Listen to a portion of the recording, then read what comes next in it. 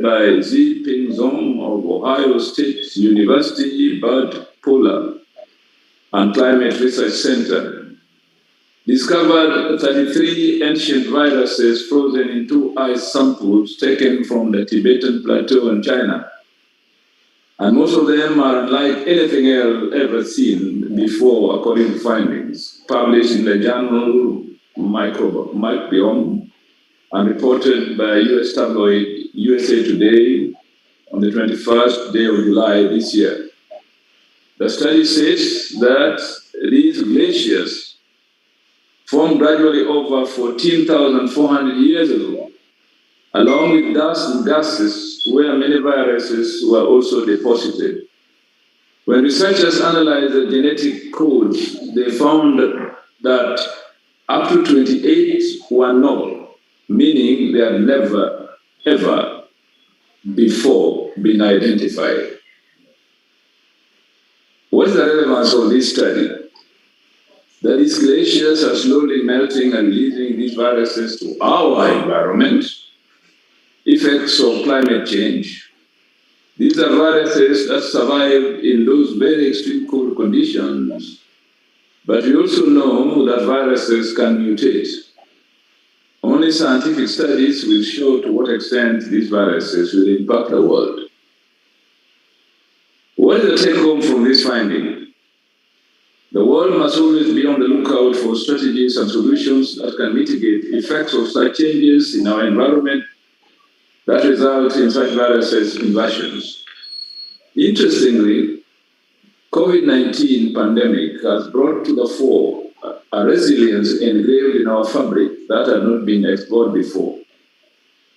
To a large extent, it has been the silver lining in the dark clouds that Africa has been waiting for. However, I will leave this discussion of pandemics for another day. At a local level, the county government of Kisumu recognizes increased threat of extreme weather and other climate change impacts on the country's economic and social development. Just like other parts of the country, Kisumu is facing the vagaries of weather brought about by climate change. For example, over the last 3 years, we have had consistently the worst floods on the River Nyando, which has washed off plantations and farms. And as I speak today, there's still a school submerged underwater, and there's very little that can be done except build a new school elsewhere, because that water is too deep and has destroyed too many buildings in that place that there's really no rescue. Flooding has displaced thousands of people. Rivers are breaking their banks, and the water levels of Lake Victoria have risen to an all-time high, destroying investments and affecting fishing activities.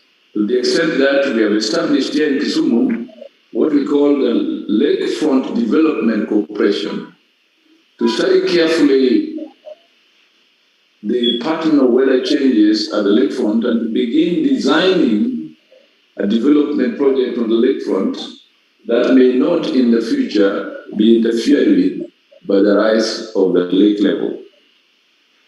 Kisumu is widely considered one of the most vulnerable counties in Kenya in terms of the impacts of climate change. More intense and frequent floods and droughts have often caused immense loss of life and damage to infrastructure, food security, and put its renowned biodiversity and natural resources under increasing pressure. The devastating effects of climate change, from long periods of drought, more frequent floods, duration, and intensity of rains, are being felt in Kisumu with an intensity that underscores the immediate need for concerted efforts, as I've mentioned with regard to the Lakefront Development Corporation. This indicated a tangible sign that global climate is changing fast because of human activities.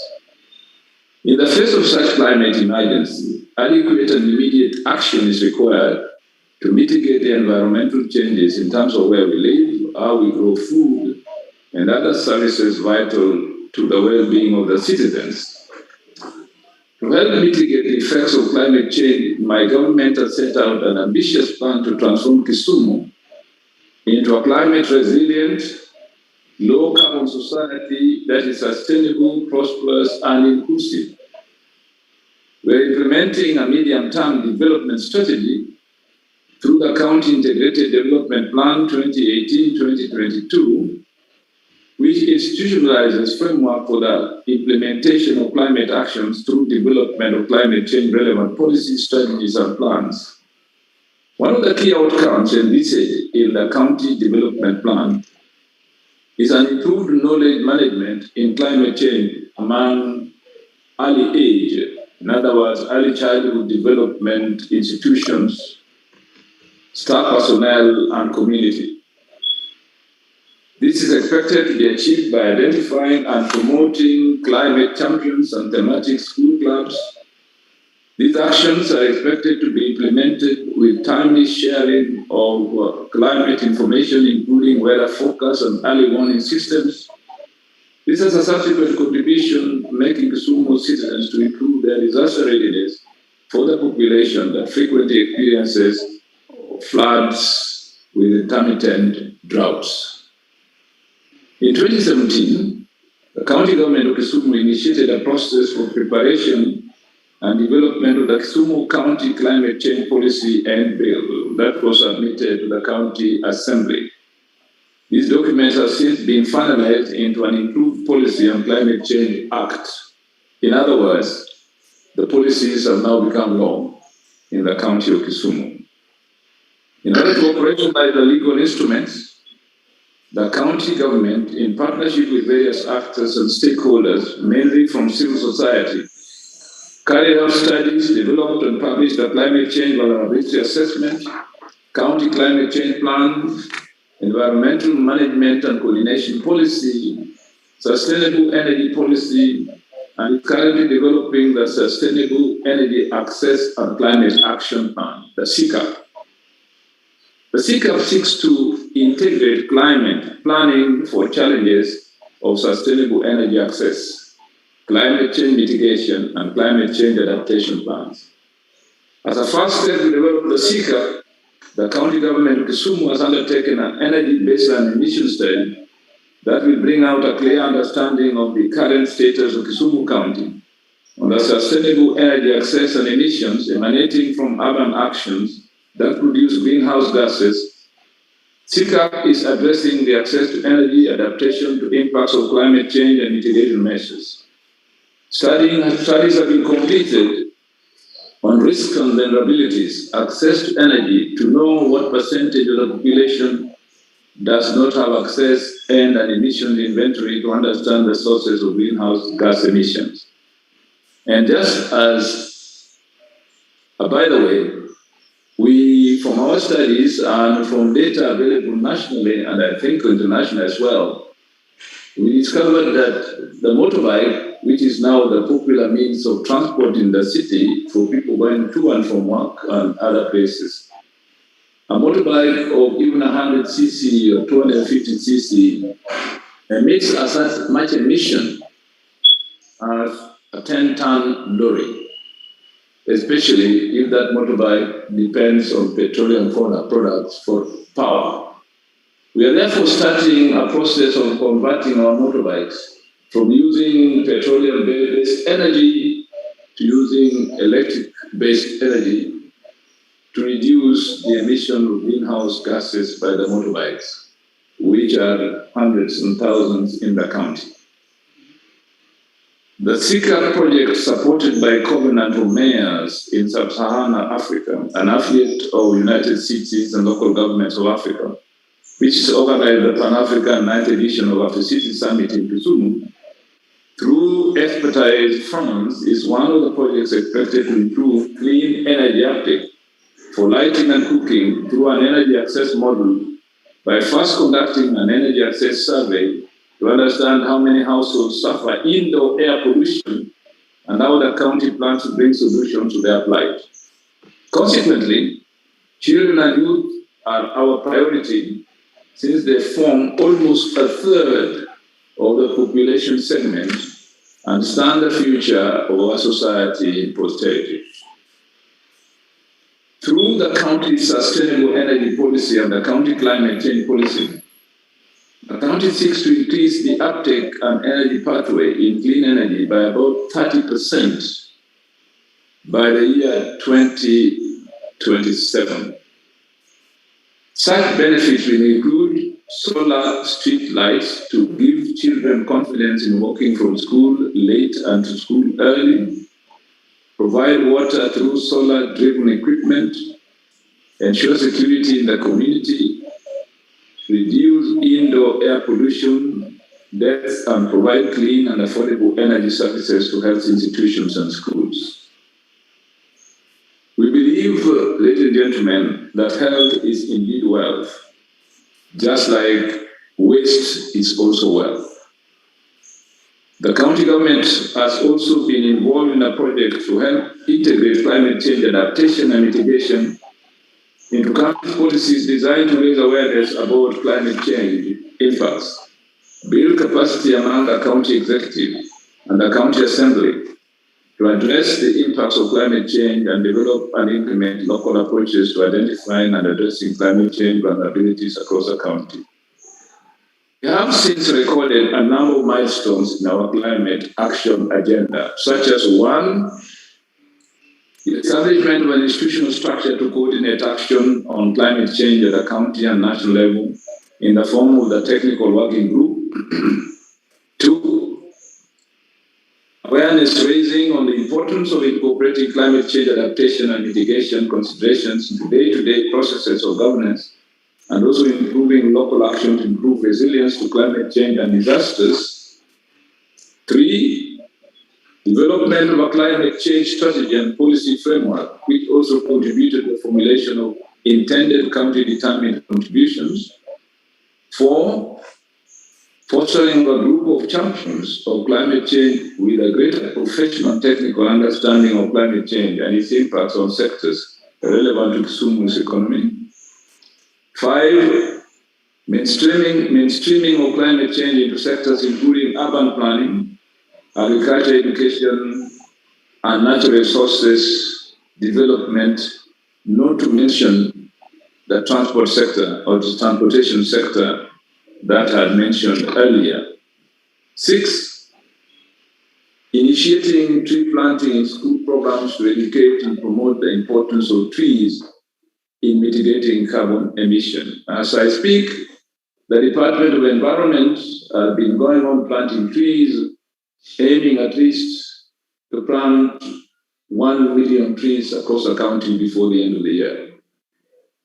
In partnership with the private sector and non-governmental organizations, my government has mainstreamed the capacity development and training communities and institutions on climate-smart projects and opportunities, including flood and drought mitigation strategies. Meanwhile, as a strategy, there is continued engagement and encouragement of communities to adopt climate change education to ensure concrete actions for a sustainable future. The people's understanding of what climate change is and how to act upon it is central to enacting political regulations, financial and technological incentives related to climate change in the region. It's not always easy to relate what the people see happening in day-to-day life, like increased rainfalls, floods, and so on. It's not always easy to interpret this in terms of overall climate change globally. But the more floods happen, and the more the long rains last, the more they realize that there is perhaps a new normal as far as the weather is concerned. Transport, a very critical cog in driving our economic advancement, has been identified as a key contributor to greenhouse gas emissions, as I said earlier. Growing economies like ours have seen the uptake of affordable transport mediums such as motorcycles triple in the last few years. Of note is that studies have shown that motorcycles running on fossil fuel are the biggest contributors to contamination of our environment. It is estimated that emissions from one motorcycle, as I said earlier, is equivalent to at least 2 trucks.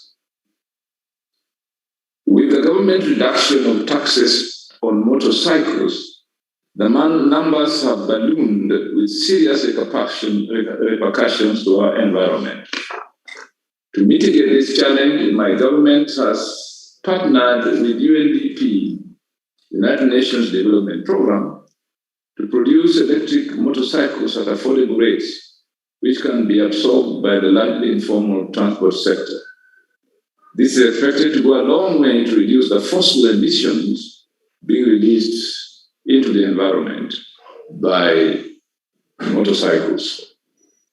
Finally, ladies and gentlemen, in recognition of the fact that Africa's population is largely youthful and in the prime to adapt to technological and climate challenges, it is imperative that leadership at various levels always endeavor to institute policies bringing this critical mass to the table of discussing and enacting appropriate strategies to mitigate climate change.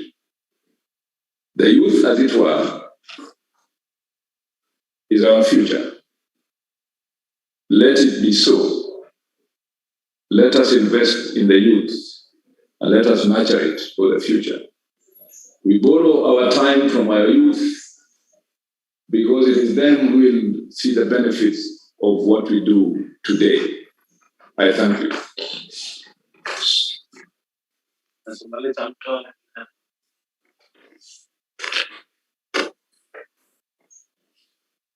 Thank you.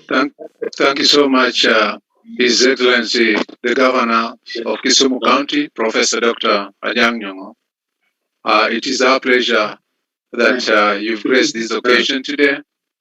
And with that, I do welcome open questions.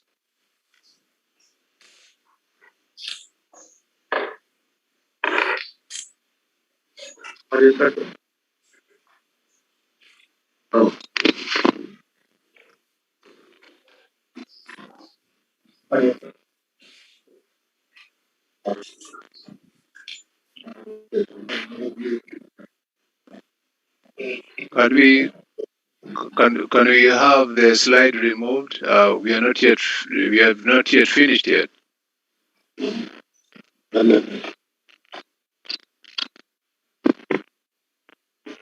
Dr. Radke? Yes. Yeah, you have not yet finished yet. You're not presenting Yes, yet. sir. Yes, sir. Yes. Thank you. So with that, I would like to hand over to Dr. Tammy Riley to open up the field questions after His Excellency the Governor, Kisumu County Professor Dr. Dhuong'o. So with that, I also introduce David to say a word or two after this speech. David,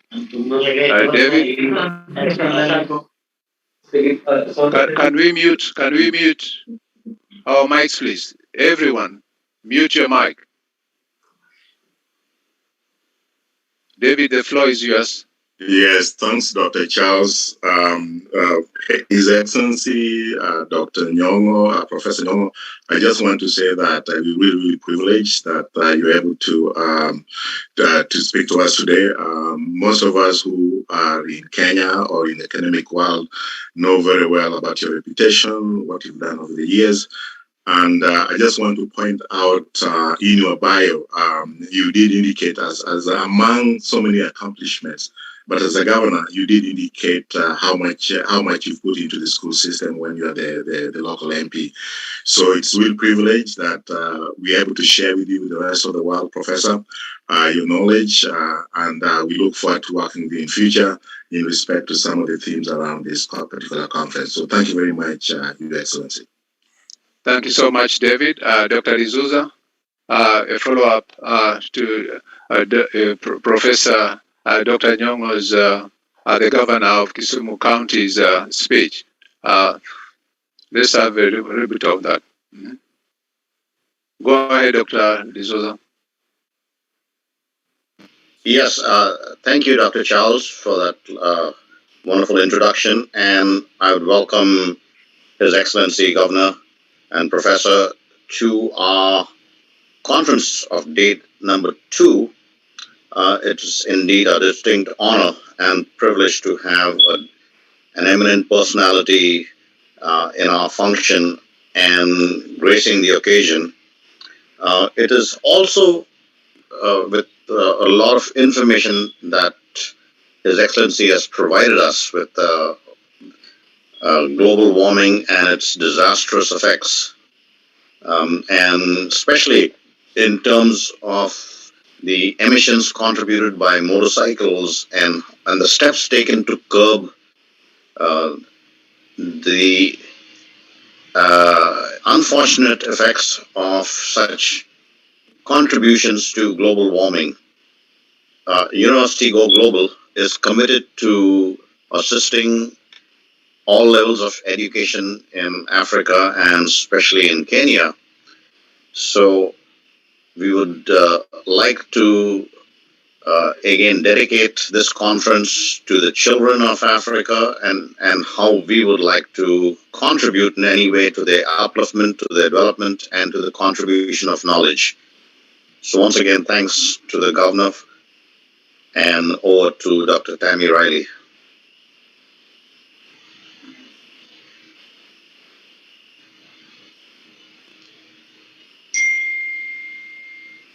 All right, good morning, everyone. Thank you, Dr. Charles. Thank you, Dr. David, Dr. D'Souza, and also to the very fine, distinguished guest speaker on today, H.E. Professor Peter A. Youngo. We want to thank you for delivering an awesome speech on this morning. We honor you today and your excellency and your many achievements and your much concern about the children in Africa, providing a climate change address, clean environment, the ability to introduce a new way of energy. So we thank you. We thank you for joining us on today. And now, we want to proceed with our next.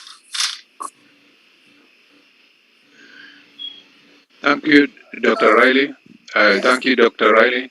As you have summarized, we appreciate that. And the floor is yours to continue the process by inviting the next presenter. Thank you. Thank you, Dr. Charles. And this is day 2 of the symposium, and we're excited. And we welcome everyone back here again. Just before we get started, I wanted to do a little icebreaker, kind of like get us going this morning. Before we introduce our next speaker, just wanted to share a little kind of joke on this morning. There was a gentleman, 76 years old, driving up the highway, and the highway patrolman was following the driver, and he pulled the driver over. And he told the driver asked the highway patrolman, "Is there anything wrong?" So the highway patrolman told him, "Yes, you were speeding." And the highway patrolman told the driver, he said, "I have 15 minutes before my shift ends. If you can tell me the reason for driving so fast, I will not give you a ticket." The driver looked at the highway patrolman. He said, "My wife left me 20 years ago, so I thought you were bringing her back to me. That was the reason why I was speeding."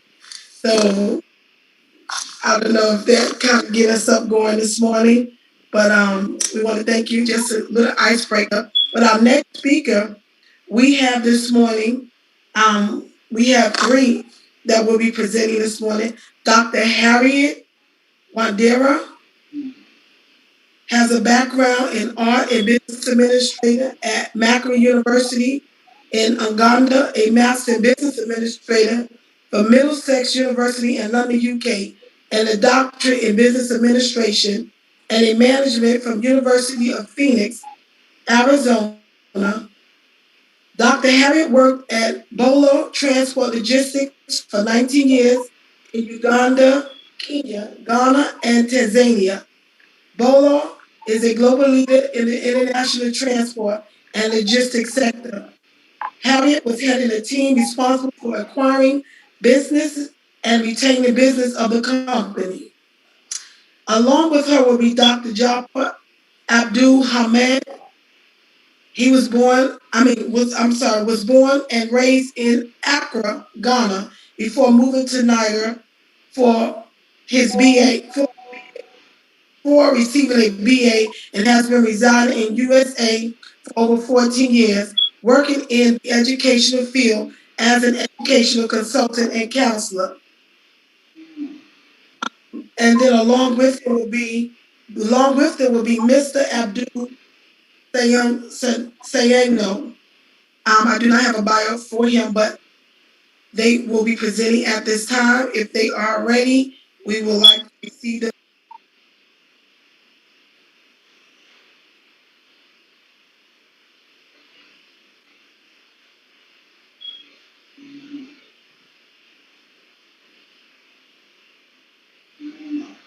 Dr. Harriet. Hello, I'm ready. I'm just trying to share my screen. Thank you very much. Just hold on, please. Good morning, and it's a privilege to be here today with the whole team that has worked tirelessly to get this here today. I do apologize that Dr. Jaaphar might come in. He's on duty at work. He might come in during the presentation. Actually, he's the same person, the number 3. It was the names that maybe were mixed up, but he's the number 3 on the list, so it's supposed to be 2 of us. I also would like to thank His Excellency, Professor Anyang. I should say we're very privileged to have him with us today because he's a very distinguished person and family. We know them very well. So we thank him for having, been ready for our conference. So I will share. Should I share my, oh, good. Thank you. Okay. So. Yeah, you can go ahead. You want to share? I can move it. No, it's fine. It's fine, but I sent you an updated one. Did you see it? Yeah, this should be the one, right? Just now? I think so. Okay, there was something different at the end, but it's okay. So, I would like to take this opportunity.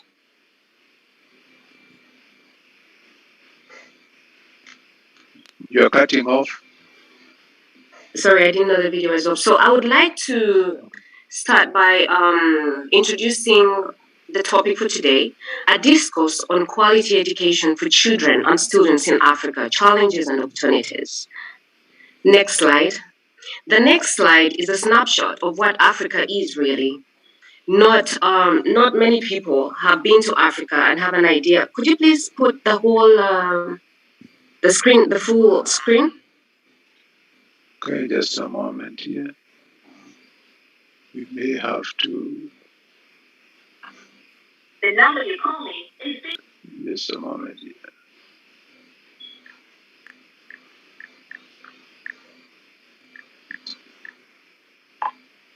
I think I'm going to leave it to you to share because of the technical issue here. So since I'm controlling from this end, so go ahead and share. I'm going to disconnect this. Just a moment. Can you share from your end?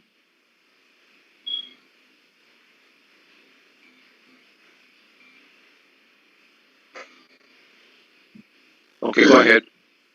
Go ahead and share so you can have that complete control because I may not be able to have that.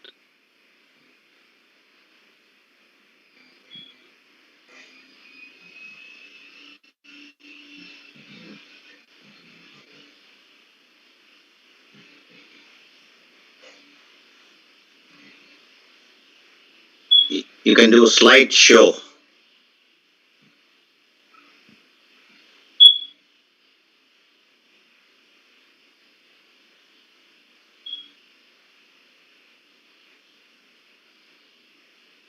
Dr. Harriet, you can click on slideshow. You're mute. You're mute, Dr. Harriet. Okay. Can you see my screen now or not yet? Yeah, we can see your screen now. Okay. Click on slideshow. It's the one I have done that. Yeah. Yeah, good. It's okay now? Now it's fine. Now it's fine. Perfect.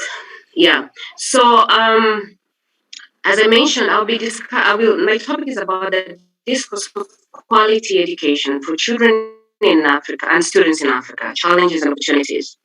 And this screen is a snapshot of exactly what unprivileged or the poor communities, undeveloped people in Africa living.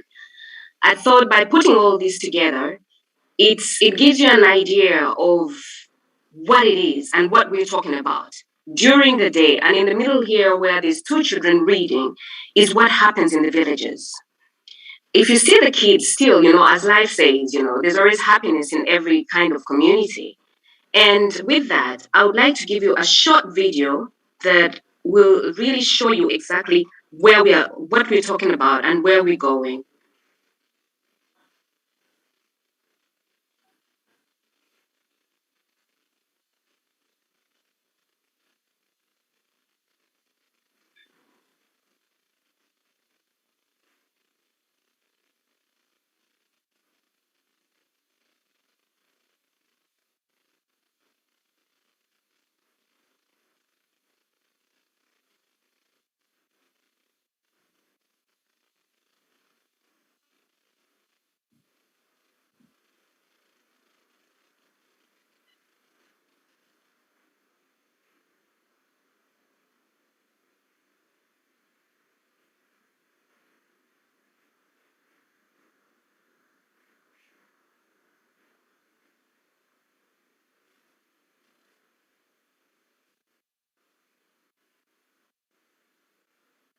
The video not showing.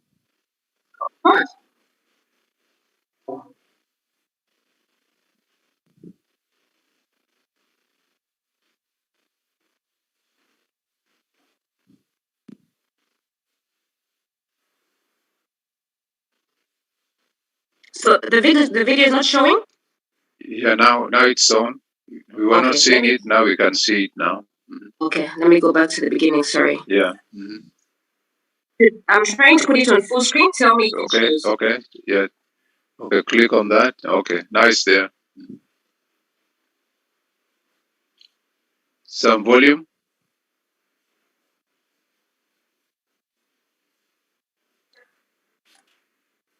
Can you hear? No. No volume? No volume. Oh gosh. Okay.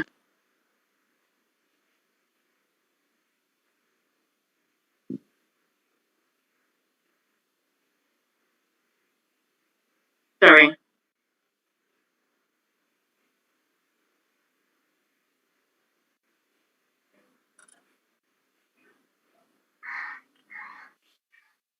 I will. Okay, I'll continue with my presentation. Let's leave that.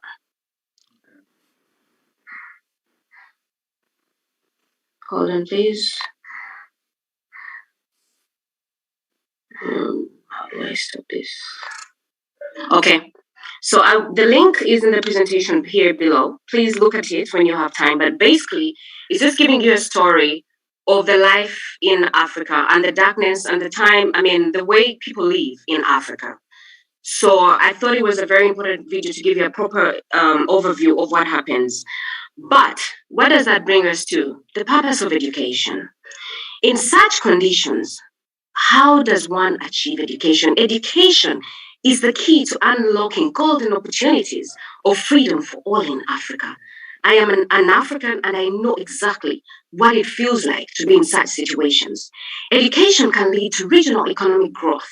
In essence, education is empowerment. And I'll give you a short story. When I was about 5 years, my mom used to take me to the village. And every time we went to the village, I would never ever get out of the house in the dark. Because whenever we went outside in the dark, it was darkness, Kabisa. There was darkness. I was scared of wild animals. I was scared of thieves. I was scared of all sorts of things that I imagined would happen in the dark. Imagine the children that are in the villages. How do we have them achieve education and empowerment in such conditions? Impossible. It's unbelievable. And if you look at empowerment, how does one have self-esteem? How do you have resilience? How do you get this enjoyment of education in such conditions? It's unbelievable. It's impossible. Yeah. Education empowers and inspires people to become leaders. to become more productive as global citizens. I mean, education is a dream of every child that is born in Africa and worldwide. But why are we focusing on Africa? Because our major issue is energy. How does one person in the village in such conditions, a person who can't even go to the toilet in the darkness, who will be attacked, a young girl that will be attacked by predators in the dark, be able to go out to, have a comfortable night, wake up in the morning, walk miles, go to school, and achieve the dream of empowerment? I mean, this world is so unfair. This is a very deep topic. And when I was requested to discuss this topic, I thought that, I was the person they're talking about in this presentation. The challenges mainly are access to education. If there is no energy, there's no access to education. Lack of electricity and energy. No grid in the villages. I mean, look at these students. They are using a lantern. In this lantern, there's paraffin. I can assure you I'm one of the people that use this lantern to read. It's paraffin inside. It can blow up anytime. It's an explosive that is just there. We are relating all that we're doing on global warming. These are explosives that we have. And look at the little girls focusing to become empowered. It's impossible. I'm referring to all sorts of education from secondary, primary to nursery. These are not facilities that are available for the African child. Here's a map that kind of summarizes where we are in Africa. All the dark places in the map on this side shows that there's a big problem when it gets to energy, available energy, renewable energy, because Africa is not gifted yet. We call it the dark continent. Why is Africa called the dark continent? Because there is no energy, there's no electricity. The grid does not reach in all deep areas. There could be a few countries, if you look at the light areas, that have energy, that have electricity, that have invested in this. But look at all these countries. The darkest countries are literally the ones that are facing the issue of lack of energy. And I know there's a number of organizations that are trying to tackle this topic, but is it realistic? Is it getting deep? I come from Uganda. As you can see, more than 31 million people are not connected to the grid. I live in Tanzania, which is a country that is trying as much as possible to get there. Yeah, but this is a big problem, and we have to take. It's exciting to see that the people on this forum are really trying to get into the bottom of the issue that we have to fight. We need energy, and we cannot achieve this without using renewable energy to also save the environment. How do we get everyone connected to the grid? How? I remember there was a funny story of my friends come from Nigeria. I used to ask them, when you guys are talking, you're so loud. They said, yeah, because we have electricity everywhere. We have generators, and the generators are so loud, so we have to, to shout. But it was a joke because they are more developed than some other countries. Yeah? This is a country that is over, 200 million? But still there's issues in these countries. So, I know we've all come up with all ideas to get solar energy as the preferable energy that should be used in African countries. And I strongly do agree with you. There are a number of researchers, as you might have noted on most of my slides, I put researchers that have also looked at solar as the major sort of energy that we have to refer to and we have to use in Africa, renewable energy. Looking at if we have this solar energy in countries, there is, we just had a distinguished guest from Kenya. I worked in Bolore and we did set up a very big project of energy, solar energy in Turkana. We were the logistics company that was doing that. Why don't we have most countries in Africa roll out with such projects? Why? Because of the benefits that are connected to solar energy. Energy is the key to development. When companies or children in the village, as you can see, use solar, They are able to read day and night. They can have ICT initiated in their reading system. They can have computers. In Africa, I finished university without even owning a laptop. Why? Because in Africa, we are always moving behind everyone else in third world countries. But this is an ownership. A computer should be an ownership. And how can you use a computer in such situations like now where we have the corona? How do we work without being able to have electricity? Solar energy is our solution. There are companies that have come up to supply pumps, water pumps. These water pumps are able to enable countries families in the villages to do irrigation for their farming, for children to have clean water, for children to enjoy. To lead. How do you compete internationally with such conditions? It is unheard of. Security is a problem. Sanitation is a problem. Girls in the villages do not have sanitary pads. Why? Because they're so poor, they're not near any facilities, so they cannot go to school when they're in their periods. How do we fight such things? To have a child enjoy. Teachers, we're talking about children. There's so many levels of people involved. How do you expect a teacher in the village to enjoy teaching children confidently? Sorry, let me just close my door.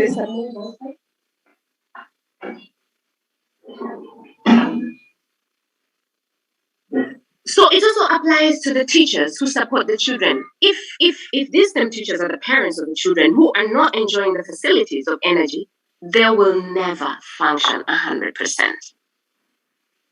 The video that I wanted to play for you shows some people in Kasese who are trying to fight because the mountain, Missouri Mountain, is losing the glacier on top. Global warming that we're talking about, protecting the environment. So, where do we go with all this? Why does University Go Global come in? Intellectual aspirations, dedicated to help Africa, dedicated to ensure that people focus on ways to develop the children in these areas. We are part of University Go Global, and this is the cause we are trying to ensure that we benefit. Without going into depth, I would like to take this opportunity to show off a lady, a daughter of Professor Anyang, Lupita. Lupita is an African girl who has grown up in Mexico, who is now a global source. This is empowerment, what we call empowerment. She's an actress. If you watch Wakanda, this is a person who the girls in Africa are looking at to be. Without solving the challenges in Africa, no one can get that dream. And we thank University Go Global for the opportunity of trying to connect all of us. Education is the key again. Let's use renewable energy to achieve the dreams that we have. The young people want to enjoy the way all of us have enjoyed this world. Let's support everyone else. I have attached the references that I've used for the presentation. And finally, this is my daughter who asked me what I was doing. And I said, I would like all children to enjoy exactly what you enjoy because I've worked hard to ensure that my children enjoy this. Thank you very much. Thank you so much, Dr. Harriet, for that wonderful presentation depicting what we surely need and also the challenges that African children face. That was a very nice, wonderful presentation. We really appreciate it. And on to you, Dr. Riley. Thank you. Thank you, Dr. Charles. Thank you, Dr. Harriet. A wonderful, wonderful presentation. I'll tell you, this is very persuasive.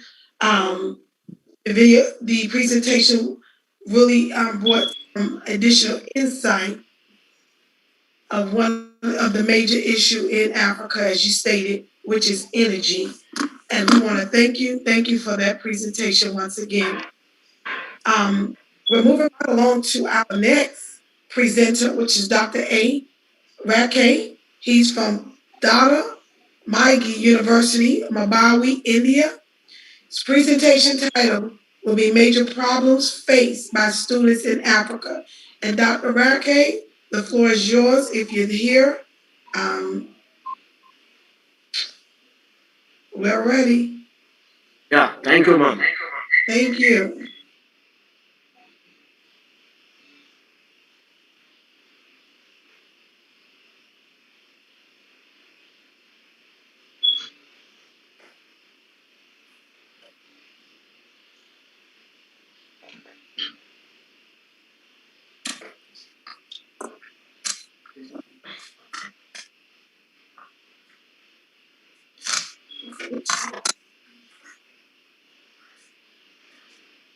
Dr. Radke, I think you are mute, maybe.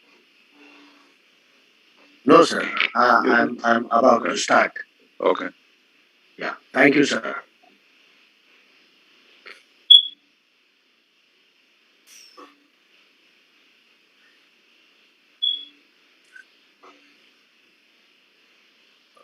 My greetings to His Excellency Governor, sir, all other dignitaries present here.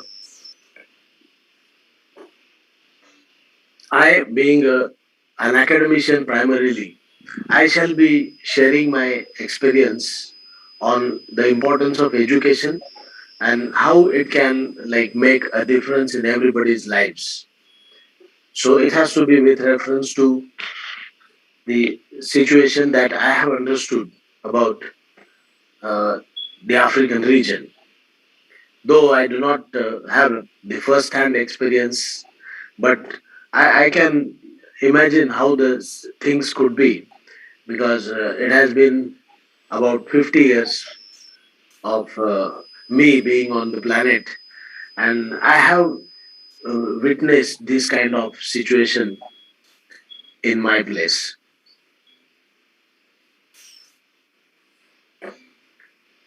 So I'll be talking about the top challenges in African children's education. Basically, it applies to all children's education, like who are not getting it to the extent they should.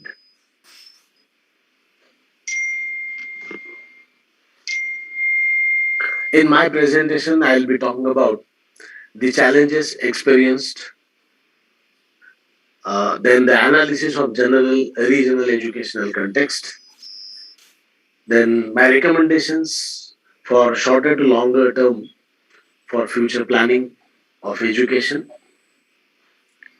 and the efforts I believe that should be made into the education system for improvement of education there.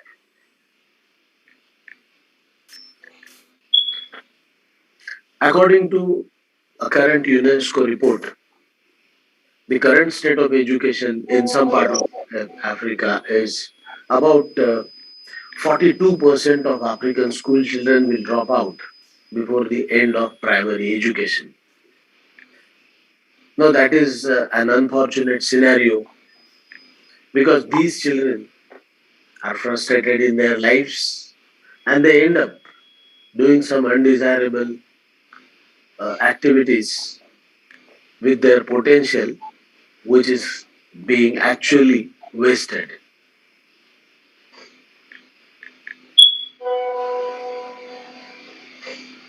The challenges in African region basically is the major barrier. One of the major barriers could be the girls' education is the backward region of Africa has some gender norms which are not universally accepted, but they are followed in the region. And these gender norms will uh, prohibit girls basically to enter into the education system.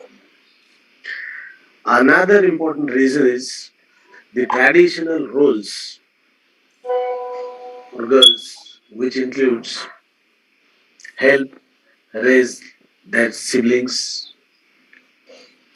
They themselves are too young to handle even themselves, but they have to raise their siblings.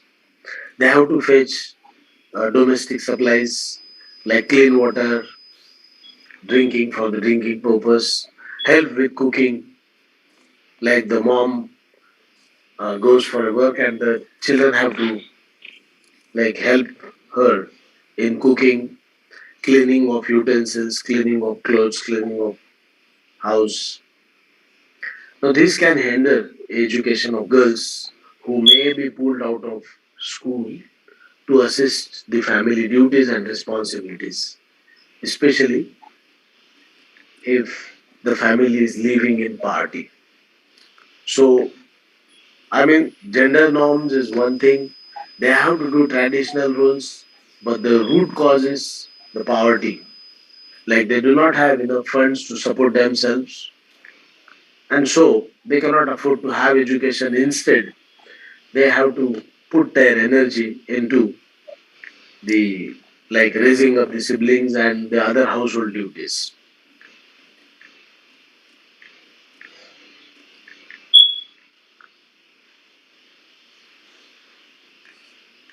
Another problem that is faced is the highest rates of adolescent pregnancy. A pregnant girl who is pressured or forced to leave school, it is like she gets denied of a right to education. In many cases, these girls and young mothers are unwelcome in traditional schooling system. Now again, this happens because of early marriages. Early marriages happen because of lack of education.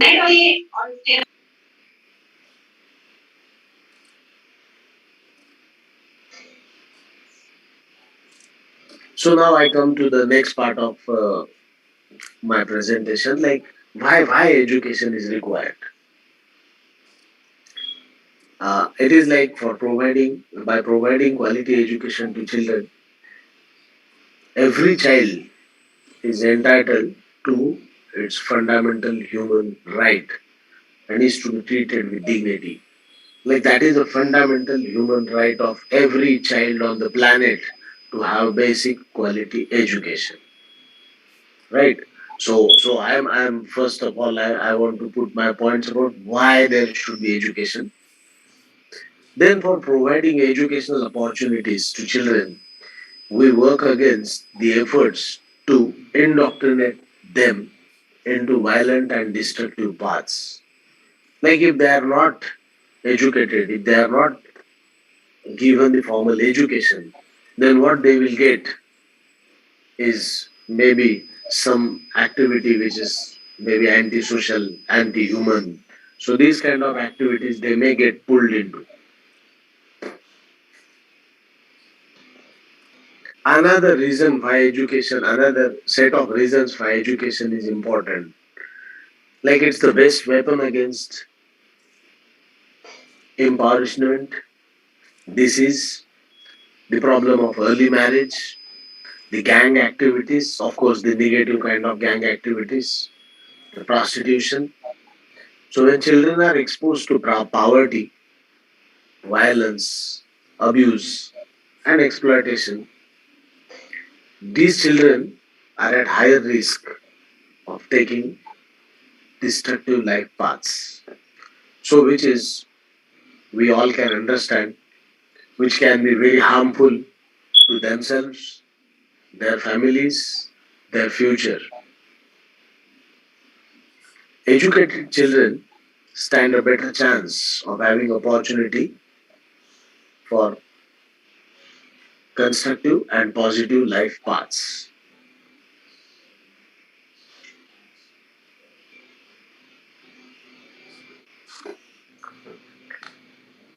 A few more reasons are like these children, if they get good childhood education, it gives them a chance to develop social awareness, which is a key to cross cultural understanding, so that they understand the other people on the planet and they develop their social awareness. They have good cross cultural understanding and which will help in survival of all of us happily on the planet. when the children are taught social studies, geography, history, then they have a better understanding of what like is like for other people. So geographically, we are staying in one part of the planet where the geography is different. It's very much uh, uh, a lot of varieties there on our planet. The people living in other parts of the globe are subjected to different geography. So this all the students will only understand when they study, when they have education.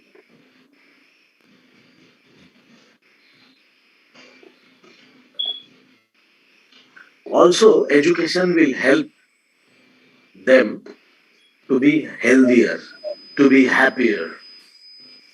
So for being healthy, whatever it takes to be like that, they will only understand after they get education. Otherwise, it will be just some information which is passed on from the other people in the community to them, which may not be always right, but can be mostly biased and they remain uninformed. Then educated teenage women are less likely to marry early, so they are obviously less likely to become very young mothers. The educated people are less likely to fall victim to preventable diseases. Like during the current COVID situation in this pandemic, it is found that those who were either ignorant or those who were not being careful, so they were affected the most than those who were educated and were careful enough about their health.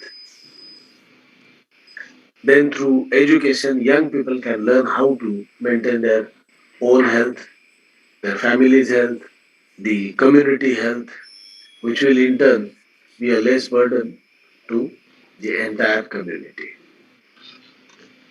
When children engage in education, they learn to analyze the information they receive daily. By learning how to think critically, these children have a better understanding of how to identify what is right and what is not. So, good versus bad, correct versus incorrect. Like these things, they can critically think and act upon them. By studying and playing with others, a child will learn the logical strategies which will guide them for their success in future.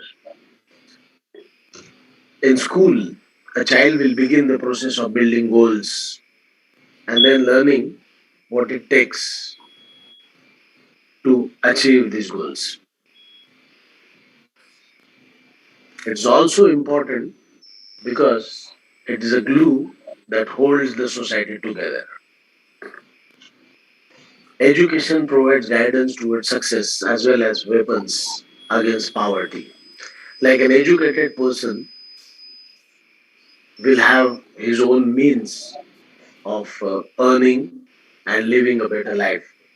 It empowers women who are able to break from the oppressive gender roles and contribute more significantly to society.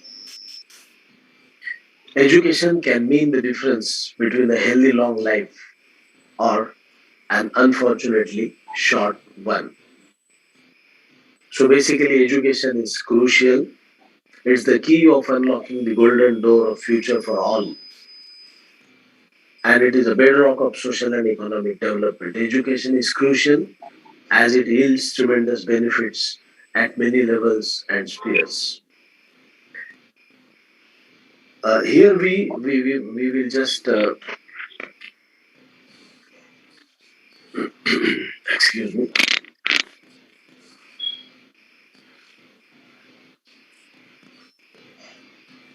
so we can see the different parts of the globe, like the places like America, Canada, or some part of Europe, like where there have been education since a long time.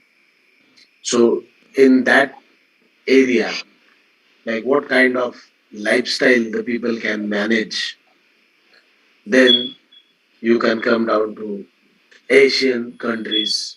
Like in Asia, also in different parts, like in places like India, we can feel the difference in the educated and the uneducated people. Like India has all the types of people in it. Like it has a very, very wealthy people, very highly educated people, and there are underprivileged people. And we can see the difference. Like that difference, if we want to make, so everybody has to have that education. For that, my recommendations, like as an educationist, like I can recommend few short to medium term goals for any country, any state, any district, any place. Like they can have their these goals. Like first thing has to be bring learners to school so that they receive the tailored services needed to meet their learning, health, psychological well-being, and other needs. So basically, these children are to be brought to schools. Then organize support programs for all the children to access opportunities to learning. Like these people, like if we investigate, like what could be the reasons why students are not coming to school. So one reason could be he cannot afford the school fees. Another reason could be he cannot find means to travel up to the school. One reason could be that he is required elsewhere. I mean, he is either working at home, like maybe helping raise his siblings or contributing in the daily course of mother and father, or maybe doing some farming activities or labor activities. So for these kind of children, there must be these support programs organized. Then we as countries should design and implement learning at different levels of education. Like yes, the very young children will have nursery education, then primary education, then middle school, then high school. And then there will be few people who will want to take the education at different stages in life. Like somebody has passed the age of primary education, which he should have got at the age of maybe 5, 6, 7, but somehow he has lost that opportunity. Then at the age of 10, 12, if he intends to do some education, then he should get that opportunity. So that way, we have to design and implement the learning systems. Like there are evening schools, then there are some part-time schools, weekend schools. So wherein the people who could not get education and are busy into doing something else, they can have their education in the evening time. They can have their education like these. There are very good examples of these type of education systems or education programs that we had in India. Then some more medium term goals could be empower our teachers to be prepared and supported to address learning among the students and use digital technology, like which will help in better understanding of the delivered matter. Then we should provide the capacity development on pedagogies. Pedagogies are teaching methods for remedial learning and digital and blended teaching approaches, like which will have blended approaches. I mean to say, like it will not be always a classroom teaching, only blackboard teaching, but it can be like sometimes digital teaching, so via audio, visual medium. At times it could be like some practical training, like taking them to places, showing them how the things work and how this thing can be worked upon. So uh, that's what I mean by blended teaching.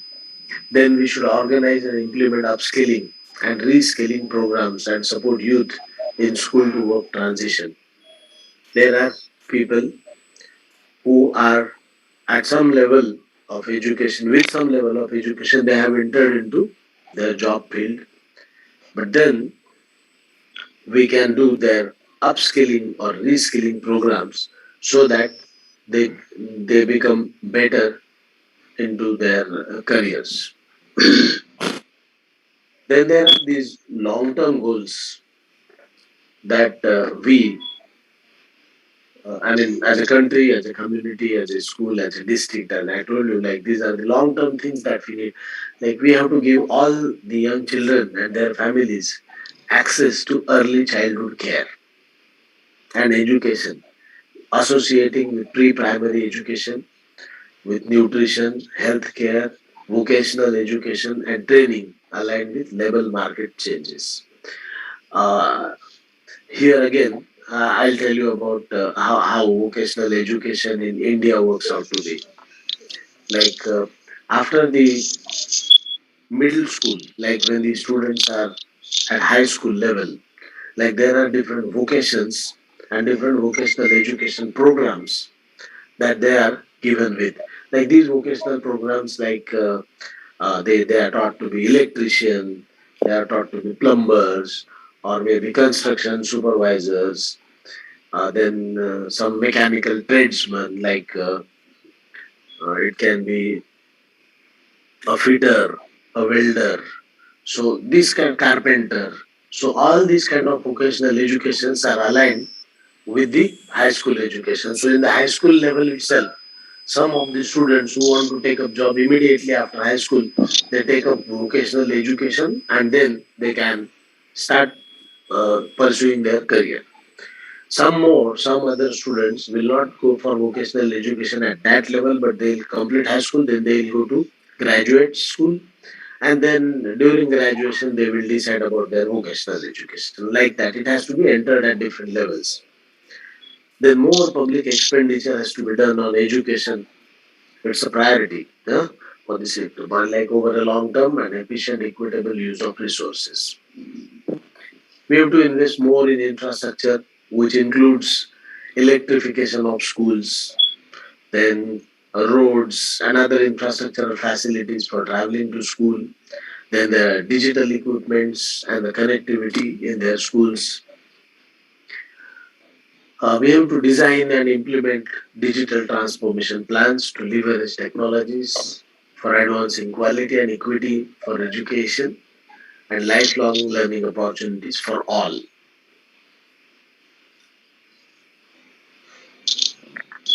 So, for as efforts for our improvement should also include the teacher's readiness and status. This is one single most significant school level input to ensure educational quality. Teacher's readiness and status.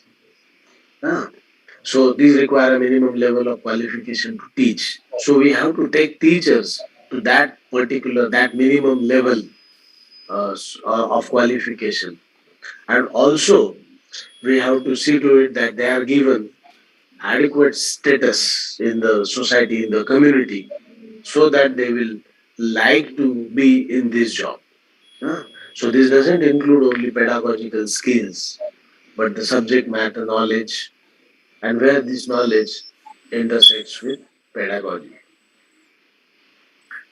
Then the other efforts of improvement could be teachers' contractual status and working conditions.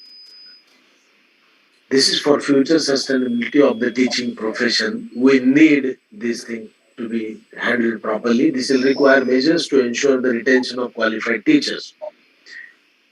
Another UNESCO report, which we have seen recently, indicates that about 30 to 40% school teachers were not paid during this pandemic because the schools were closed. So this was like even higher. This percentage of people not getting paid was even higher in African part. Like it was more than 40% in some places. The 40%, more than 40% teachers were not paid any salaries. You see, this system could result into poorer levels of retention of teachers. Like if they are not given proper respect, if they are not, their working conditions are not good, better, their contractual status is not good, their payments are not good, they will leave to find better conditions of living and better remuneration that they get from some other job.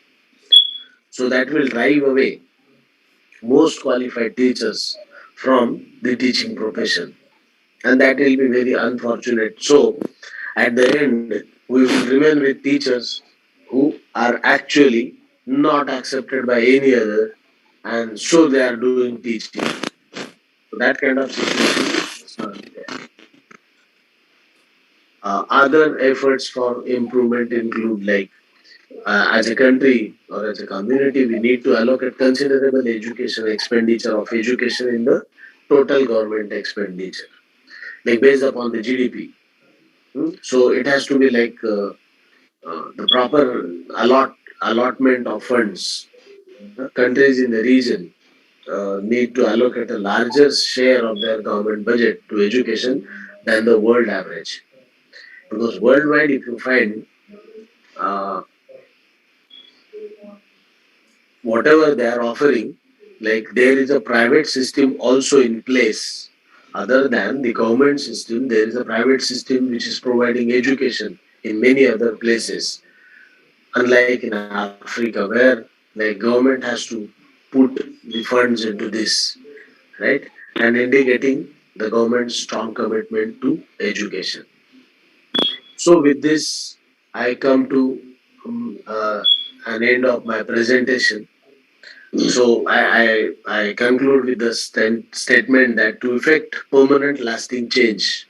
So this permanent lasting change in the lives of people of the community in which we are living, there must be education to all. So that should be a goal and that needs to be pursued. So with this, I end my presentation and I thank you. I'm Dr. Ajay Radke. I'm from Datta Mege College of Engineering, Mumbai University, India. Thank you, sirs.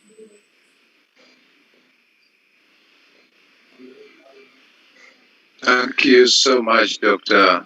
Radke. A wonderful presentation and good representation from Dadamagi College of Engineering, Mumbai University. We really appreciate this wonderful presentation and good insights into the vast opportunities and possibilities, and also looking forward as to what can be best for the children of Africa.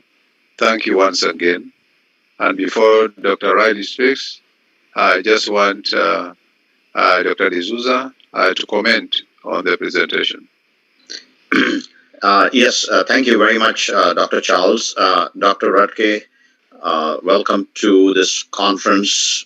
Your presentation was wonderful. Dr. Radke comes from one of the most popular universities in India, Datta Mege College of Engineering, and one of the largest metro and cities in India, in Mumbai, formerly known as Bombay. We are pleased to announce to the audience that we are in the process of having a memorandum of understanding to work with Datta Mege College of Engineering. When I say we, that means University Go Global. And I think Dr. Radke really profoundly emphasized why education is important in transforming and shaping lives. So whether it's Africa or India, the goals are the same. And the commitment of University Go Global to be involved in the transformation, the positive transformation that Dr. Radke spoke about is very much a part of our mission and goals. So thank you very much, Dr. Radke, and over now to Dr. Tammy Riley. Thank you, sir. Thank you, Dr. Charles. Thank you, Dr. D'Souza. Once again, we would like to thank Dr. Radke for that wonderful presentation and presenting the top challenges in Africa. Also, we thank you for bringing a better insight to the pros and cons, why the quality education is so needed in Africa. And you pointed out one important factor, one key factor is social awareness, and then provide us with recommendations and goals. Once again, thank you, Dr. Ajay, for that wonderful presentation.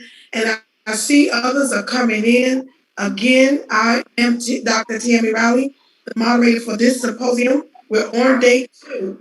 We'd like to give special thanks to our leadership, Chief Staff, University Go Global and US Go Global, Dr. DeSusu, Dr. Charles, and Dr. David. Once again, we want to thank you all for putting this fantastic symposium together. And we do have some other great presenters that I would like to introduce at this time. We have from Lysandra Community High School, Colin Dhuong'o. Please forgive me on the pronunciation of your names. Collins is a diploma holder in social work, community development, and expert with the knowledge in the field of personal and professional development, introduction to human rights-based approaches, child and youth development, care and support of children at risk, integrated development in communities, and service learning. Collins has been a champion children, youth, and marginalized activity for almost 10 years. Along with him is Godfrey Ochieng. He was born and raised in Homa Bay County in Kenya. He went to both primary and secondary school and received an undergraduate at Egerton University in Kenya. He received a bachelor's degree in bed science. He is a teacher at Lysandra Community High School since 2013. Along with them is Andrew Ayambe. They will be presenting quality education despite challenges. So let's receive these presenters at this time. Collins, Godfrey, and Andrew. Welcome. Gentlemen, the following Dhuong'o from Kenya, doing a presentation from Montana Community High School. With me, I have co-presenters. That is, I will invite them to put attention to that so that they are in the Thank you. Thank you very much, Sawe. Ladies and gentlemen, I'm just here, teacher of the Hygiene.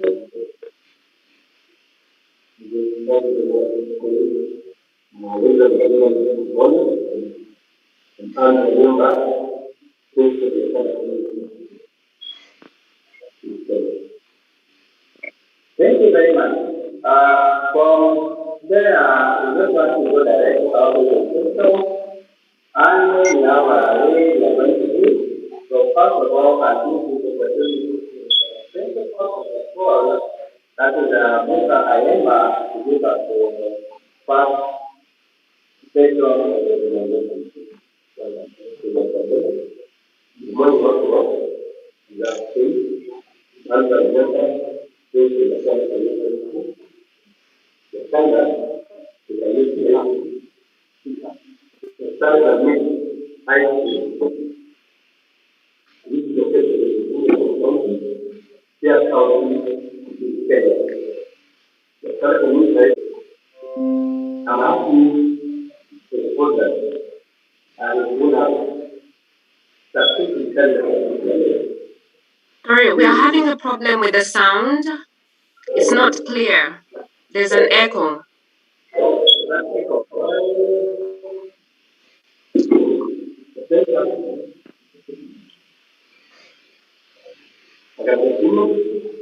I'm saying the problem is 2002 is an area of organization, but policy is especially the other people from township and the community where the school is located. I'm happy to report that the school has started out very successfully, still in study to improve schools and still look forward for even better. The school system and very educated, but the next one, the many of the is going to education, make someone achieve his or her potential and good. The benefit of education, benefit of education is benefit. Yes, there's quite a bit of echo. There's quite a bit of echo, please.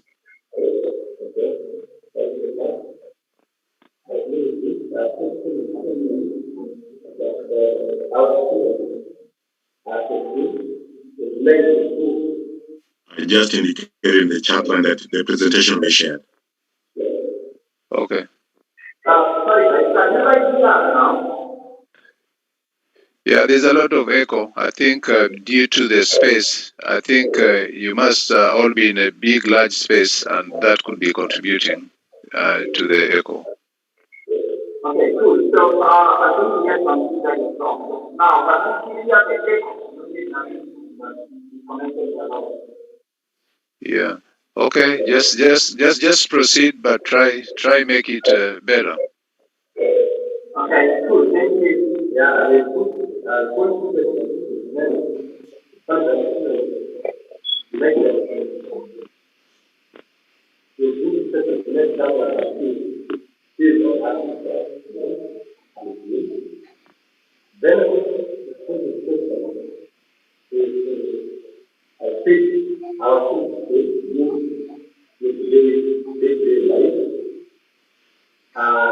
As well as the movement of the Risikat, just going to the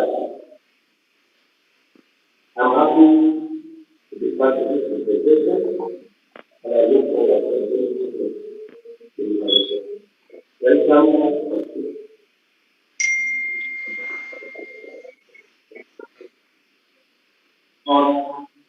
Thank you. Thank you very much, Honorable Member, and also the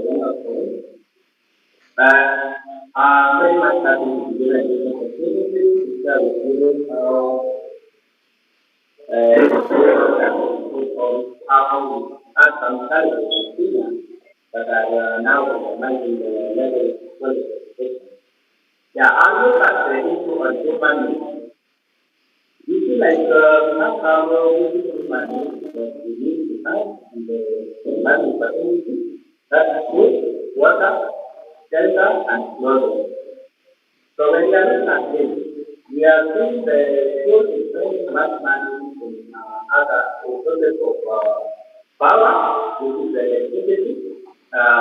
The school is spending around 35,000 per annum in case of which now is this is the bill for a minimum. The money can be transferred to other things and used to help other things. And in other things that are spending the money. Okay.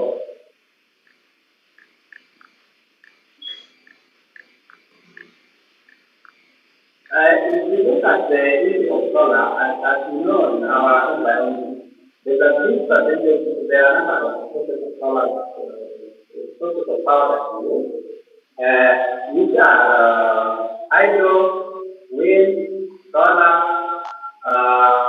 phosphorus, and geothermal.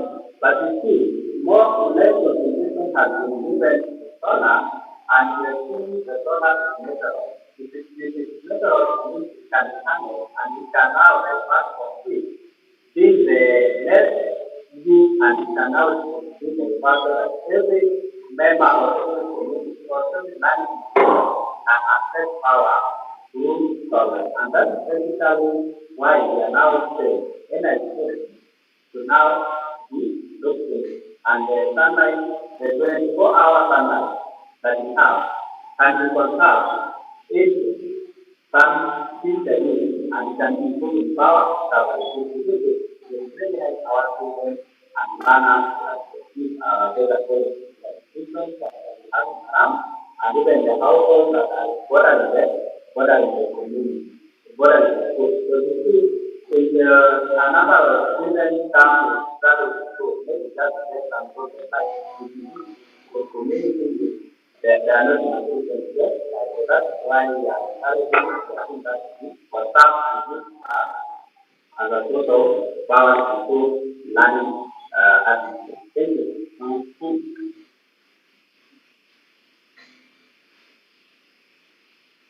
So the school also spend money. If you look at the pictures in the background, we have two pictures. One we have lost that has been done. The loss that is done for the student purposes, that is for cooking purposes, and we have a generator, a whole body agenda. So if you look at the two, all these are the school spend money on firewood, the school spend money to purchase for firewood, the third time concerning firewood and fuel for pumping water to other. Like this water pump that is there, the fuel already has some fuel pump and for this whole pump, normally we have pump some water from other source and take it to the pump. And you see the logs that are there. The logs that are there are also to fire. But if you can divert solar power to do this work, we will not be having that issue of cutting down to other systems. So the 24 hours of sunlight, which can be done for cooking, pumping water, other things.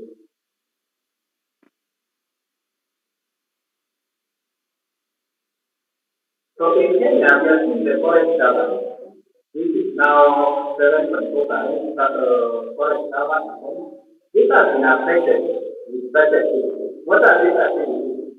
The activities of cutting down trees. You see every now and then, when you need to prepare anything like a food or banana, you need to cut down the tree, and this is now going to their contribution. So we as a community, we are seeing we have contributed so much from this.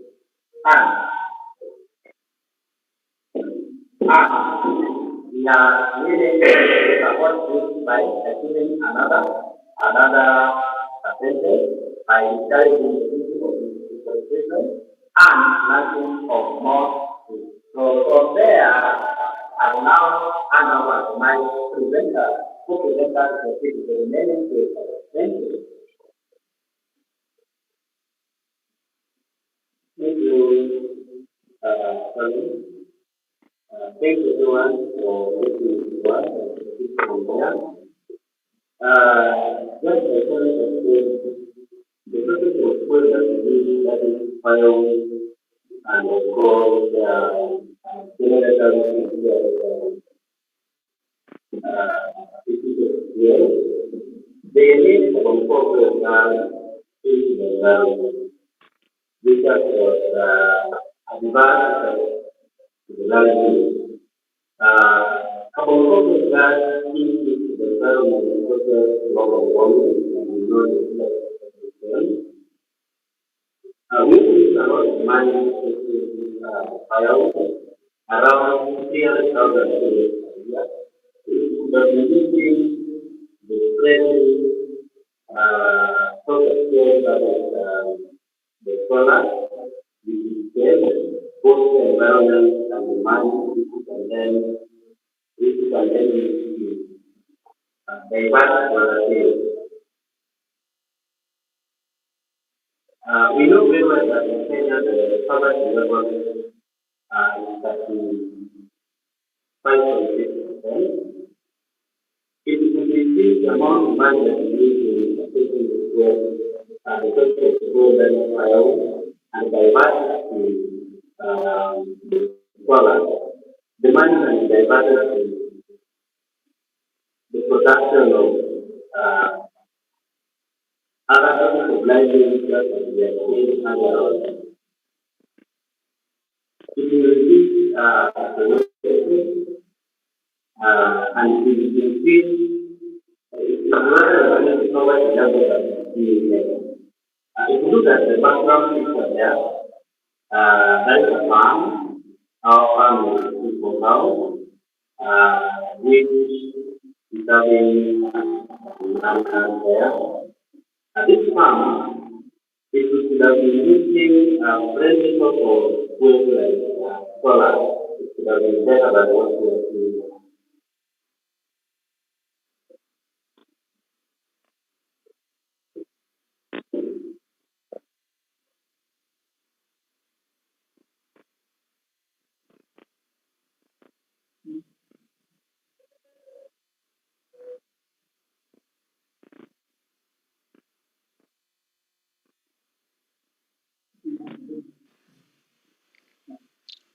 Thank you. Now,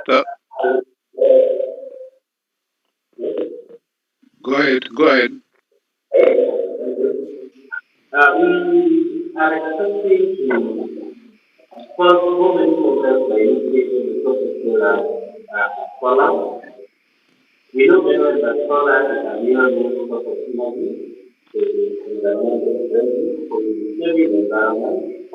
At the same time, when we educate, we know very well that if we are going to acquire and use most of the various services electricity, and because we are just realized that the use of electricity will become expensive for the school.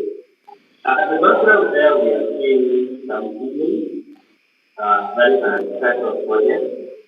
This siblings needs to be water, and if anything, the source of solar electricity it becomes very the water. The spreading solar system will make such projects easy. The engagement of political personnel will reduce complexity of the solar system because once it is installed, it is very easy to continue using it. We have our trees planted very well because we are using the water well. Then it will now come and improve the use of this water. I think that is my presentation. I'll turn over to you and take it back to my work. Thank you very much, Godfrey and Emma. I think we can now see the difference in some of the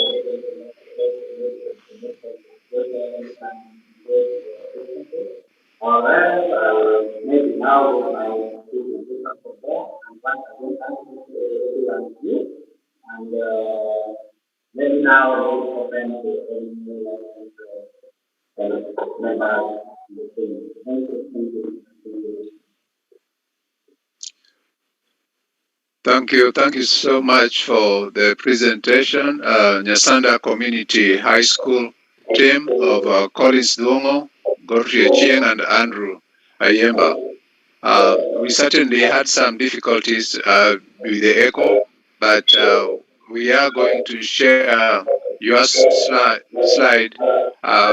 with the participants. So once again, thank you so much. We had some good points regarding renewable energy, laboratory, equipment issues, and also qualified personnel, requirements.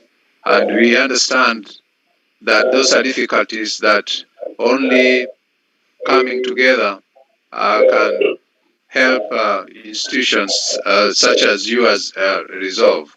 Once again, thank you so much. And with that, before Dr. Riley goes to the next, I would like David to give a follow-up comment on that. Thank you to the presenters. Just like has been indicated, the sound was not the best, but that's not your fault. And but we will share your presentation. The theme you've touched on in terms of, in the pictures, in terms of the effects on climate change, in terms of cutting the trees, the poor conditions, that's universal, but it's good that you're able to share that with us in terms of what's happening in your particular school. Just like Dr. Ogutu and Dr. Suda has said, we want to work together with you in terms of finding solutions. So thanks again for your presence here today and sharing the information that you have. Excellent work. I just want to congratulate you for providing such a good presentation. Thank you. Thank you so much. Any comment from Dr. D'Souza, please? Yes. Thank you, gentlemen. Wonderful presentation. And we are so fortunate that with technology, the images that you presented were very, very compelling. And it really points to the opportunities to reduce carbon dioxide, carbon emissions, saved forests, cut down on firewood, and look to the alternative sources of energy as solutions. So, thank you, gentlemen. Your hard work and efforts are really appreciated. Thank you very much. Thank you, Dr. D'Souza. And with that, back to Dr. Tammy Riley. Thank you, Dr. Charles, Dr. D'Souza, and Dr. David. And once again, to the very fine young men, we thank you, Mr. Collins, Mr. Godfrey, and Mr. Andrew, for a wonderful presentation. Despite the technical difficulties, the slides were awesome. And just to bring out some key points, you provided some great information, reliable and cost-efficient power coverage. And then also you pointed out great power, energy can help improve the agriculture there and in promoting food source and production. So I thought that was a good takeaway and continue the good work that you're doing out there. Now we're going to move to our next presenters. And hold on one moment for me. Move my slide in. Next presenters. One moment, my sister wanted. Okay. Now, thank you for your patience. From Nice Sunday, they're coming from Government Girls Secondary School, Mena, Nigeria. And they will be presenting Igniting Learning and Enhancing Quality of Life of Girl-Child Education through Renewable Energy Innovative Development in Government Girls Secondary School, Mana, Nigeria. This we will bring to your front Mathias, Amuda, Risikat, Hauwa, and Esther. So if they will come in that order, we will receive you at this time.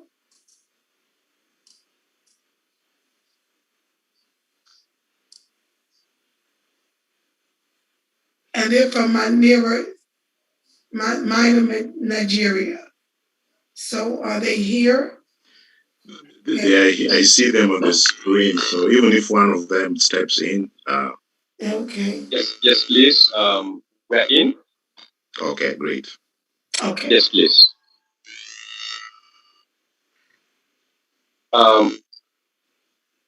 Thank you for this opportunity.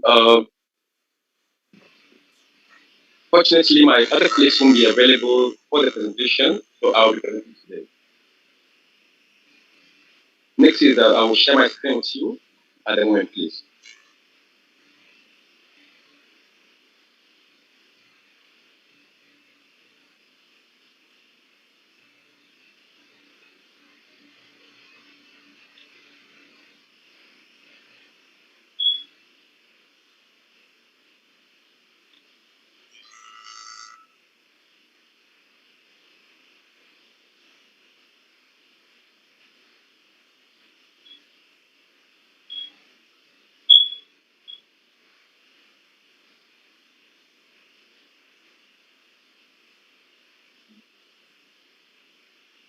I think Mr. Mathias is still trying to share his screen. Yes, please, sir.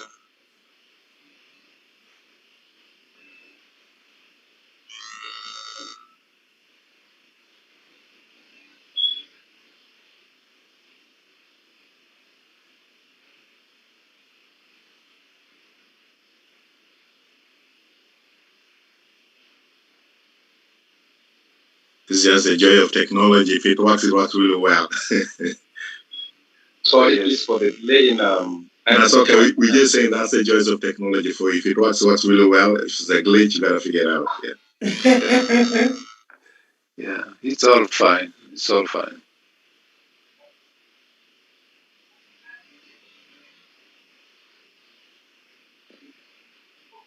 Wonderful information all day. Wonderful.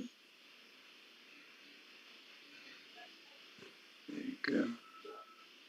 So, engineer, if the problem persists, you might want to consider just reading off the PowerPoint, but we leave it up to you.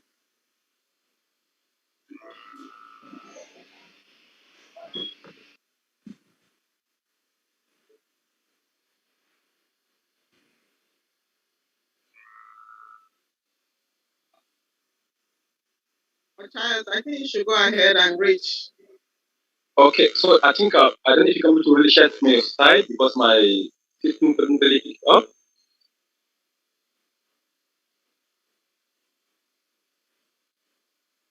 Hello, are you with me?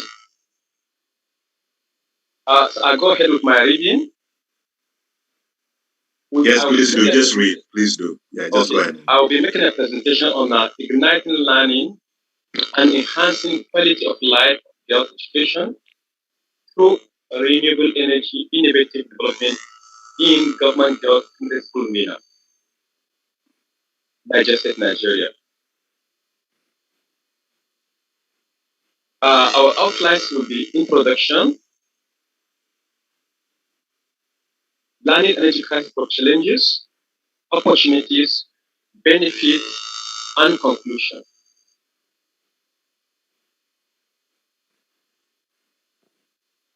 The school comprises of day and boarding students, and it has a population of about 5,133. Out of this population, 153 are boarding. The school is generally affected by the energy issue as well as known in Nigeria. Renewable energy is a core issue in the world today, as we know. As well as we know it is a bet. Renewable energy is bet to reduce waste, but not much energy is given to it in Africa. It affects jobs, homes, health, food production, transportation, education, climate change, and so on.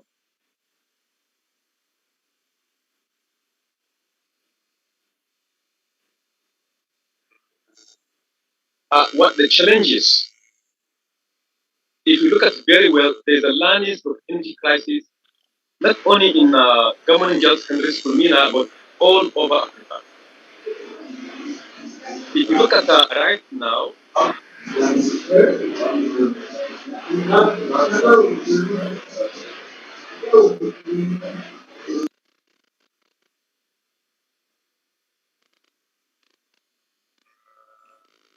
Please proceed. are you with me? Yeah, proceed. Yeah, the challenges is there's a learning of energy crisis, not only in Nigeria but virtually everywhere. One of the key issues is if you look at the learning environment is not conducive at all.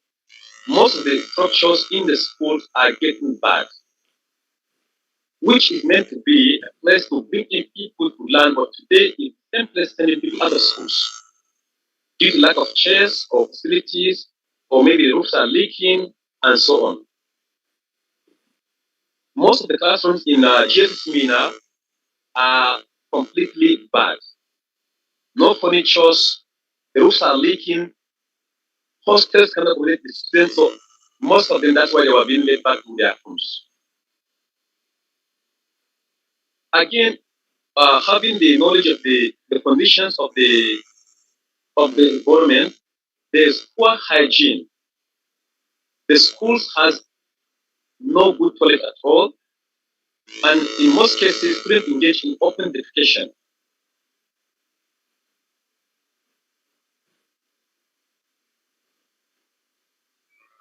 Thirdly, the water supply is completely zero. So the students end up in going to the streams to look for a source of water to drink or to cook and wash their clothes and things and so on.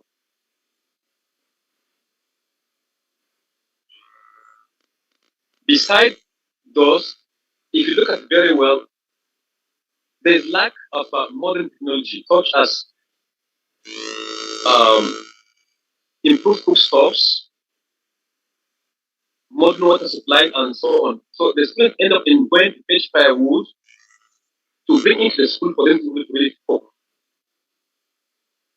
Also, the students like learning tools such as laptops, computers, which is a major challenge in them getting really educated in most institutions. Opportunities. The climate change in MENA is very warm, with a very few tropical and humid months. The town is year-long warm or hot. This provides advantage for nature's gift of sun or solar energy. And I believe if the school learning and the energy crisis is in crisis in Nigeria or in Africa, sun is not in crisis. So we can use this opportunity or to utilize this sun abundance to power these schools so that people can have a better future or maybe to start learning of things happening in society today. During the dry season, MENA is partly cloudy. This also is an opportunity for wind power to convert kinetic energy to mechanical power for electricity if explored. There is an ongoing effort by the Nigerian state government for renewable mini-grid development. That's just on paper now. We haven't seen it yet. So what will be the benefit of igniting learning in schools? This will contribute as an effective tool for climate change adaptation. It will provide students with effective on-site learning experience while contributing to energy needs of the school. It will help the school reduce its energy costs. Students will learn about real-world energy issues. The community as well gains awareness of the value of renewable energy.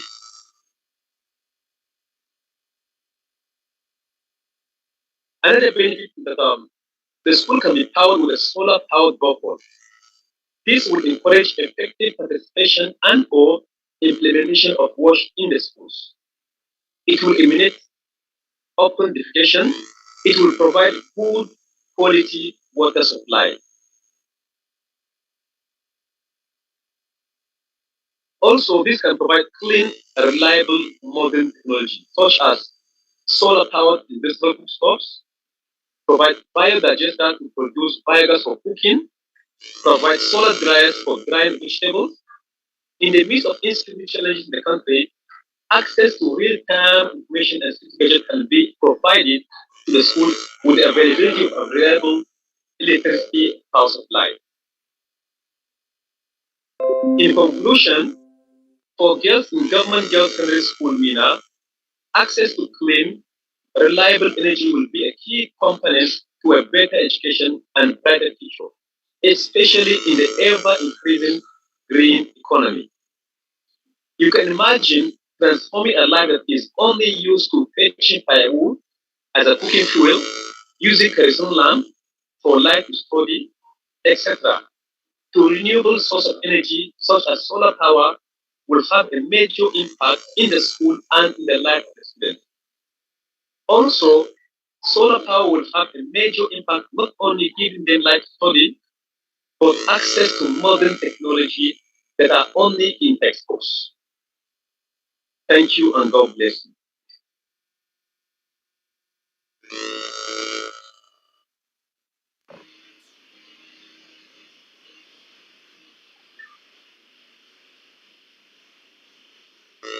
Thank you, please.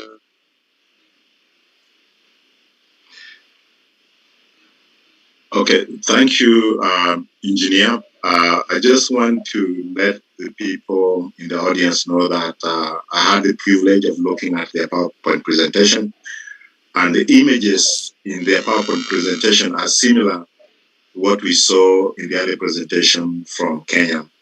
in terms of the poor conditions of the schools, the use of firewood, and surprisingly, there's just one big pot they're using to cook for all the girls in the school, the poor conditions of the toilets.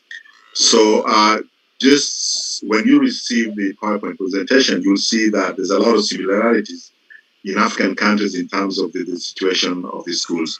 I also want to point out in respect to this particular presentation that I'm very happy that the leadership of the school, the students, are always looking for solutions, and they're not waiting for the government to do it for them. So in this particular case, there's a very strong partnership between engineer who is a solar engineer, very professional in his field. He will be working closely with the schools and also with Dhuong'o, which is a community-based organization that wants to have a social impact. And the presentation also focuses on the girl child. While the problem is it has no gender dimension to it, but they wanted to pay particular attention to girl child, because girl child also brings different aspects of challenges, like has been mentioned around the pad, but also the use of the lack of access to water, which is water, sanitation, and hygiene issues. So this is to say that, again, I want to thank you, team, for putting this presentation together, working as a team, which is very important, and also sharing with us the images. While we have not seen the images, but they're similar to the ones we saw in the other presentation. So once again, thank you very much, engineer, and the rest of your team for your great presentation. Thank you so much, David. And thank you so much, Engineer Mathias Amuda and the team. We appreciate you giving us highlight on issues of concern for African schools. So I would like a specific comment from Dr. D'Souza, being an eminent scholar and one with a lot of insights in terms of how to make education better. I think your feedback on this can be very important on this presentation.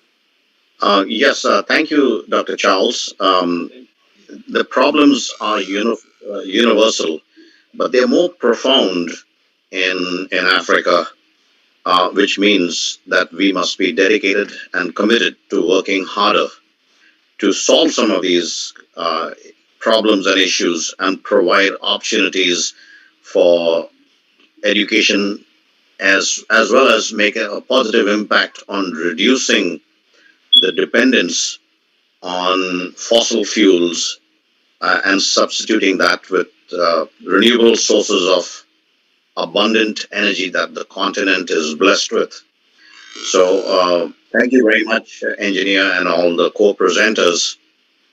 And over to you, Dr. Tammy Riley. Okay. Once again, thank you, Dr. Charles. Thank you, Dr. David, Dr. D'Souza, and special thanks to Engineer Mathias and the team. We thank you for an awesome presentation. And just to echo Dr. David, will share the presentation with us. And we want to thank you for your hard work. Keep doing a great job there. And we're going to move right along to our next presenters. They from Sharers Enterprise, Ramya, Selvaraj, and Sunganya. Selvaraj. And Ramya holds a bachelor's degree in information technology and an MBA also in information technology. Ramya worked in the IT field for 6 years as a technical specialist and started her own exports company the year 2015 named Sharers Enterprise and exporting and importing worldwide. In 2019, she started a sanitary napkin business, which is a multinational brand that is available in the US, India, and Dubai. Soon it will be launched in Canada, Germany, Australia, Saudi Arabia, and African countries. Awesome. Sunganya holds a bachelor's degree in business administration and an MBA in human resources and marketing with an MSc in psychology and a diploma in financial management. She runs a web design and development since 2012 and provides web development and designing solutions with clients across the globe. Ms. Sunganya was appointed Chief Operation Officer for Charlotte's Enterprises and manages marketing and the operations of Ross's brand of sanitary napkins. She's the Chief Technology Officer for OMR Resiliency, US based concern. Currently, she is serving as Vice President for CAI Business Association of India. Let's welcome them at this time. Importance of sanitary napkins and hygiene to quality education in Africa. Let's receive them at this time.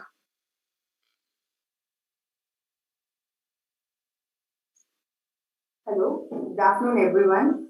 Uh, Thanks for allowing us to participate in this great conference. It's really an honor to be the part of this conference.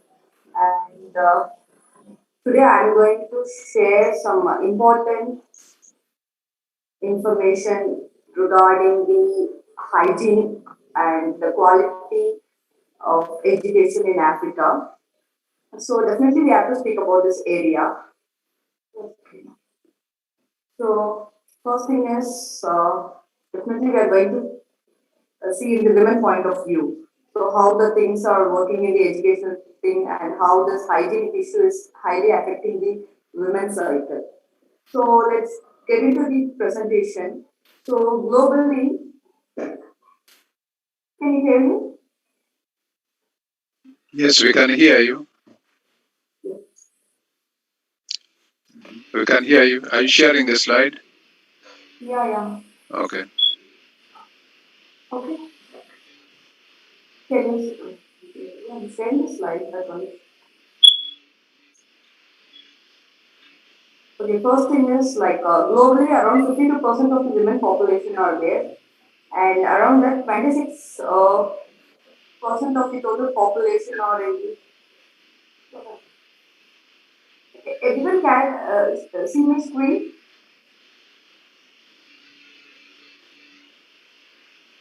Okay. Can you see it? I'm trying to see if that's the one. Is that the correct one?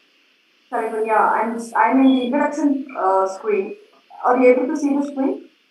Yes. I'm trying to see if I can share from this end. Can you see it? Okay, you are sharing. Yeah, fine. Okay. So is that okay? You seeing that? Yeah. Okay. Okay. So you can continue. Okay, fine. So yeah, as I mentioned that 52% of the women population are there globally, and 26% of the women are in this reproductive age between like women and girls, and usually they get the menstrual cycle each month between 2 and 7 days. And due to this taboo, like traditional culture all over the world, it's affecting the women during these kind of menstrual period. So this is very important issue existing all around the world. And next, if you see this, and so what is menstruous? Let's talk about this. The menstruous, it is sometimes known as a menses or it's described as a menstrual period. So girls usually get this kind of menstruous between the age of 10 and 19. Then menstrual circle, how long it will exist? It will exist till they reach the end of this menstrual cycle. And usually, women will end this menstrual cycle between the age of 40s and mid 50s. And physical challenges during these kind of menstrual period are growing breast and wider hips and body care, hair, and emotional changes in the hormones. These are the things they are facing during. And according to the UNESCO, Godfrey and Amhara's provinces of Ethiopia, out of 10 girls in sub Saharan Africa misses the school during their menstrual cycle. This is very, very important. So due to this menstrual cycle, girls are missing their school. So due to this, definitely their education is highly affected. And if you see both days report, it states that two-thirds of the school girls in rural area miss out the school at least once a month owing to the menstruation. And more than half of the girls in secondary and preparatory schools remains absent during menstruation. This is highly because of awareness, lack of awareness of sanitary napkins. And next thing is it clearly states that lack of access to the sanitary product. Privacy drives girls away from schools in Africa. This is an important area we have to consider this. Even though if you're providing quality education and if you're providing everything, due to the lack of access of this sanitary napkin, many people are affected and girls it clearly states that girls are not coming to the school because of this lack of access to the sanitary napkins.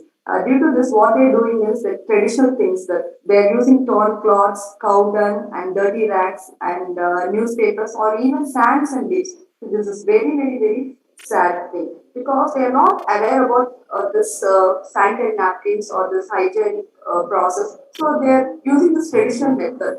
So because of this, it creates the discomfort, and due to this, they are not coming to the school. This area we have to concentrate on much. So this hygienic process is very, very important. And if you see this mentions hygienic issues in Africa, schools have also reported they are not having emergency sanitary napkin for girls. This is very, very important because if they are not able to access and if school is not providing this kind of thing, then definitely they will not continue their education or they will be absent if this is very, very common. So not only that, there is in survey they states that there is an infection due to improper use of sanitary product because they are not getting the hygienic product. So due to this, they are using some cloths and the traditional methods. Due to this, they are getting the infections, and it leads to the serious health issues for the girls and women. And doctors also states that they are suffering from various gynecologist disease due to this improper use of sanitary product. So this plays the main role in education and hygienic issue. Yeah, next slide please. And this area we have to concentrate. Even though if girls are using sanitary napkins, they have serious problem in disposing the things. Most of the schools they have the proper pour water and there's no hygiene or proper disposal. This itself create lot of stress and anxiety between the school girls. So where they go dispose. So all the schools they have to take care of this. Yep, next slide. Carlos, next slide. See? So these are the challenges. So who can afford and there's few girls are using the sanitary products, but still the disposal is becoming a very big challenge in the schools.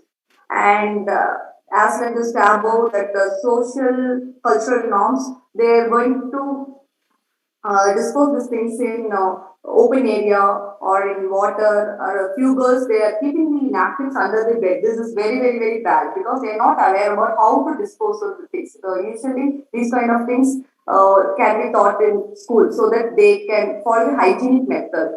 And most of the girls they're disposing the book packs by burning the things or disposing it in toilet. And this is what they're doing uh, for disposal. So there should be a proper disposal area to dispose the things. Yeah, next slide.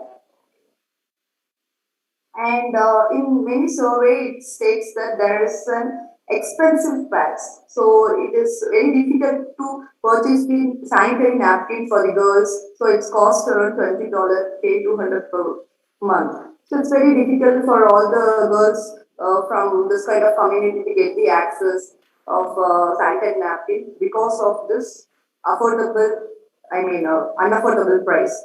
So to overcome this, our Grace's company, we plan to launch an affordable pads, especially for this African school students targeted. So these pads It's completely perfume free, no bleachers, no latex and toxins. So it is not harmful and it is very, very hygienic product and 90%, 95% of the pad is also biodegradable. Rest of the things will be continued by Ramya. Yeah, next slide. Yeah, about Grazes. Grazes is multinational brand. Right now, it's available in US, India, and Dubai. And soon we are going to launch the products in Canada, Saudi Arabia, Germany, Australia, and South Africa.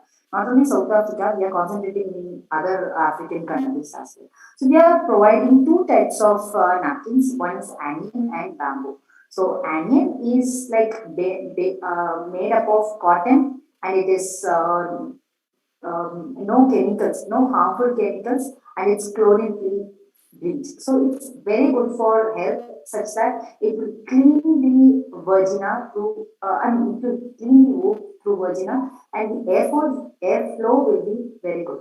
So there will not be any blockage. Even it will clear the previous month's residues like blocks or so. It's very good for health also, and there is no perfumes, bleaches, etc. So these are all, if there is any perfumes, bleaches, then definitely the chemicals will be there. So to avoid all those things, we are giving this type of pads.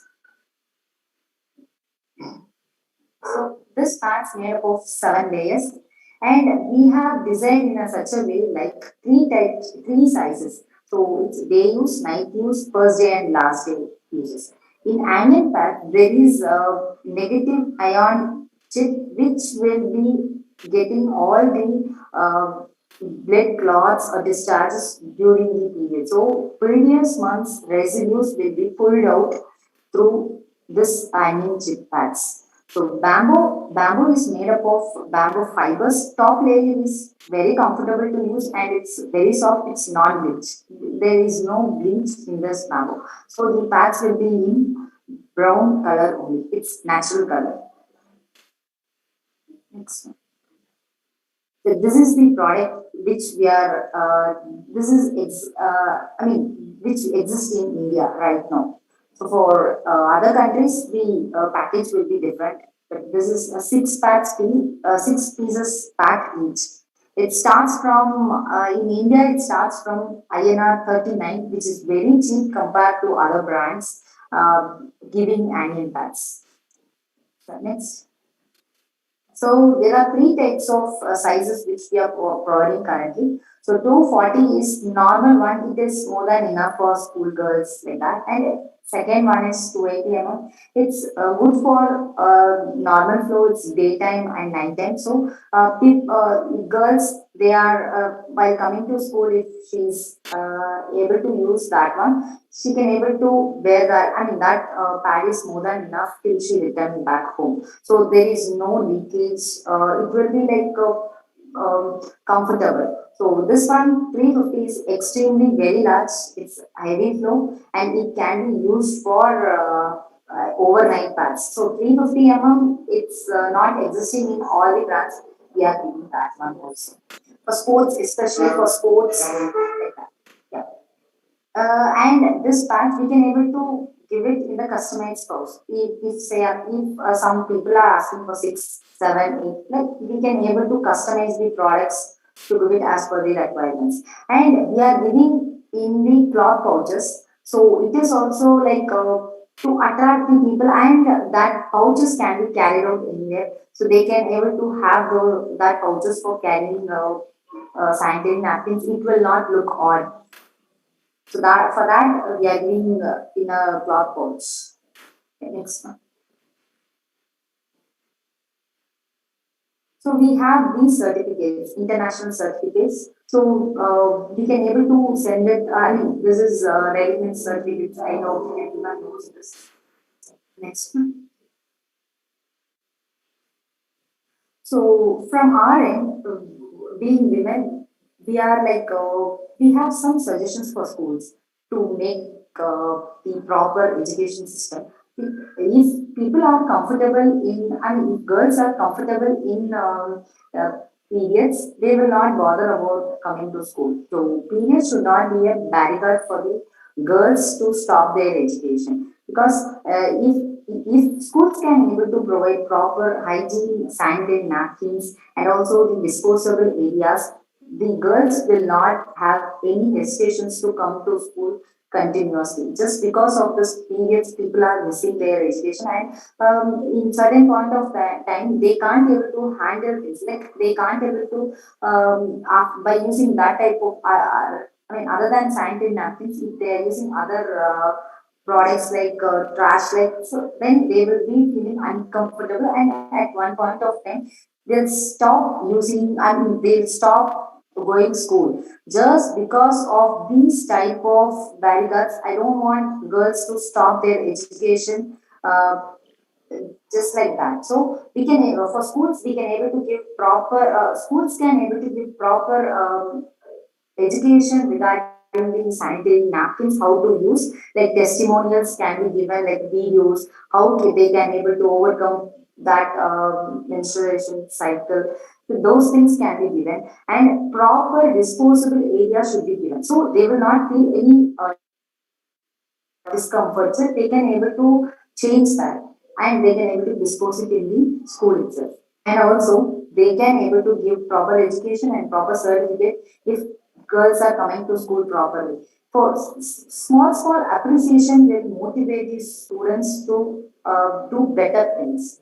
So this is what we conclude, and that's it. Thanks. You can ask anything. Is there any questions for us? That's all from my end. Thank you so much, Representative Ramya and Sunganya from Grasses. Very informative. And I think there is a question. There is a participant who has a question. Yes, Clementine. Clementine, please go ahead and ask your question. Hello, can you hear me? Yeah, hello.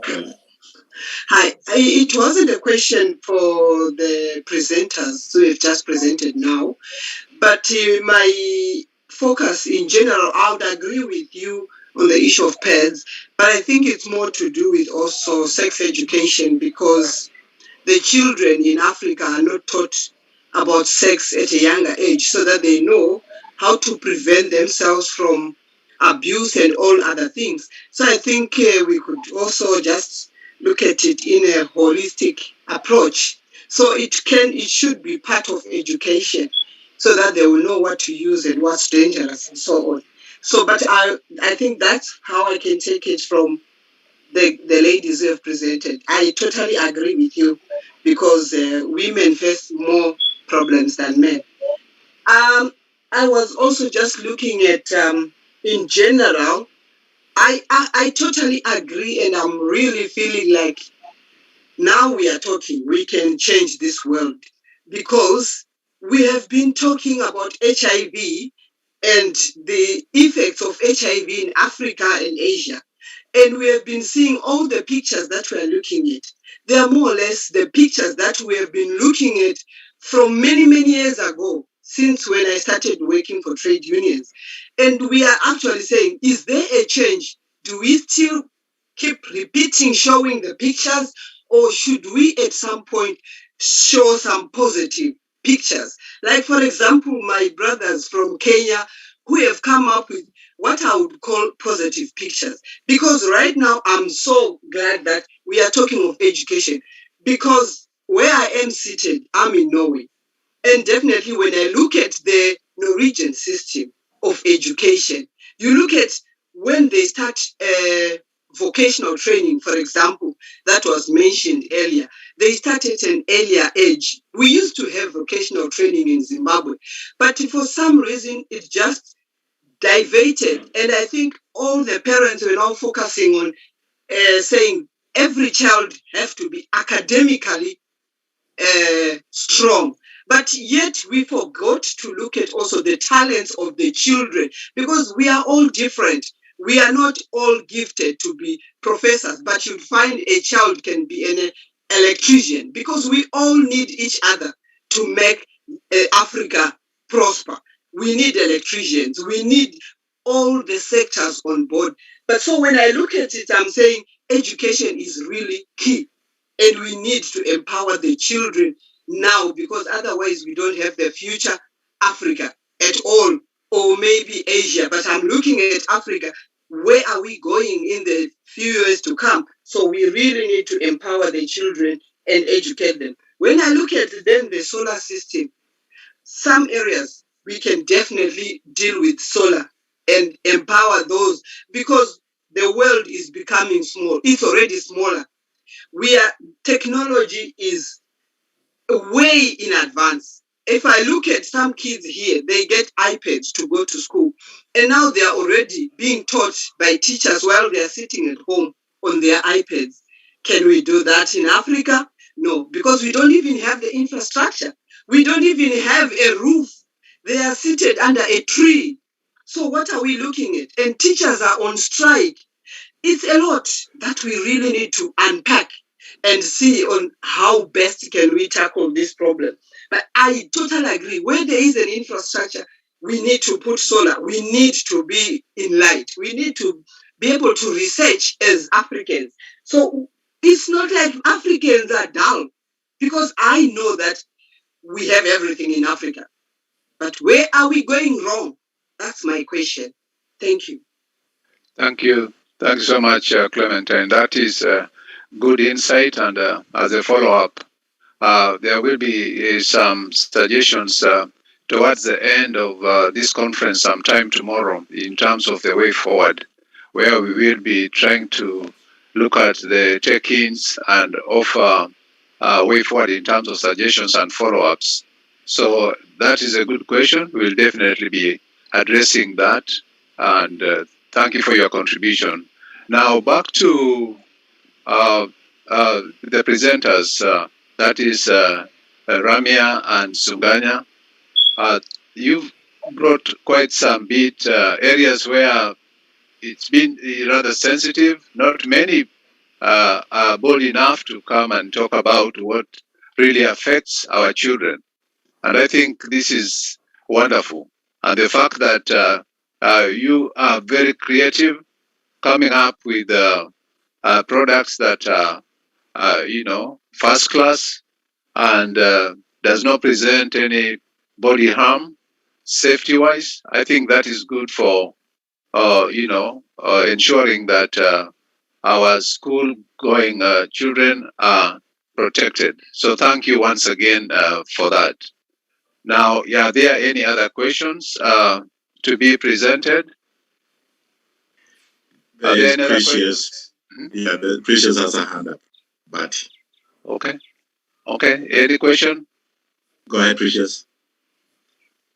Okay, thank you very much. My name is Precious, as you have mentioned, and I want to thank the presenters for that good job that they have done. And when she was talking about the issues that relate to the girls, I took my mind back to when I was in school and all the challenges I had as, a girl in secondary school going through the menstrual cycle and how inconveniencing it was for us. So I think one of the things I might want to say is that we need to incorporate this school counselors into our systems effectively, because as a child I had some school counselors then, but I don't know how many schools can afford to employ, a well-qualified school counselors, because sometimes we have these girls, they have their issues and they want to talk to someone about it, but they do not have anyone to talk to about it. And so they go into themselves and then they begin to make their own personal decisions, which turn out not to. Oh, we lost you? Not Precious, we lost you, I think. And some of them were not able to cope with their challenge. Okay, can you hear me now? Now we can hear you. Okay, thank you. So I was saying that when they're not able to cope with their personal challenges, as have been mentioned, that some of them simply stop going to school. So in looking at all the things that would make a child to come to school and stay in school, is very important that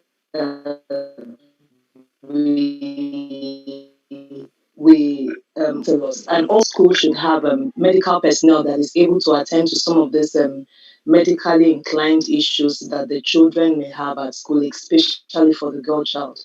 That would be my little contribution. Thank you. Thank you so much, Precious, for that.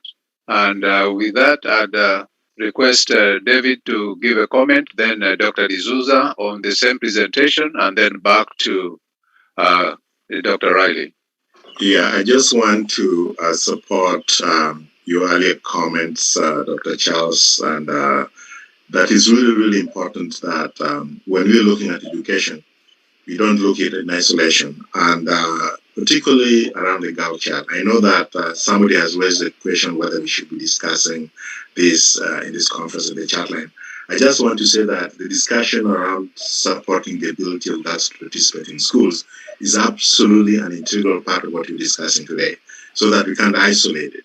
So that, and I think that Precious made a really good point, and that is we cannot look at schools as just schools of buildings and trees. We got to look at the people, and we got to look at that young girl who is going to school. How do we make sure that she has the self confidence, the counseling support where possible to be able to function and be able to be a full fledged student to realize her dreams. So I just want to really appreciate the presentation from the two presenters from India, for the courage, but also for the innovation, which is absolutely necessary, so that it's easier and more affordable for young girls and their parents to be able to afford this kind of product. So once again, I want to thank the presenters and the organizers for making sure that this is a big topic for us here today. Thank you very much. Yes. Thank you.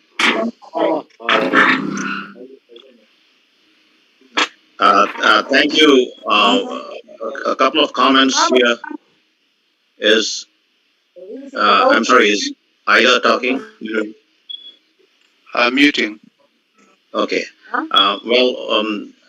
We have looked at the challenges, we looked at the opportunities, and I think what is needed is astute resource allocation or the optimization of what we have. So the process of change is going to be gradual, but at University Go Global and US Go Global, we are happy to be a part of both the challenges and the opportunities and the solutions that we think we can bring to the table. So on that respect, we're going to work tirelessly in addressing those. And it's over to you, Dr. Tammy Riley. Thank you, Dr. Charles, Dr. David, Dr. D'Souza, and thank you, Precious and Clementine, for a great feedback. And to our presenters, Ramya and Sunganya, thank you, awesome job. And we're moving right along. We're about to bring on our final two presenters. They are from Tingle Education Center, presenting on quality education and excellent performance in the faces of challenges. Jennifer Saw went to school in Africa before coming to the U.S. She holds a bachelor's degree in law and now works as an orthopedic therapist. Along with her is Ann Ogitsu. She was raised in Africa and was raised up through extreme poverty in Africa. She has been blessed to work for some of the greatest financial institutions, such as First Bank, Americano, Insurance Company, Citigroup Corporation, Bank of America, and currently with Freedom Mortgage Corporation. For the past 10 years, she has been a volunteer chaplain at the Dallas County Jail in Dallas, Texas. She has been a children lower division teacher since 1989 to current. Let's welcome these two fine presenters, Jennifer and Ann, at this time.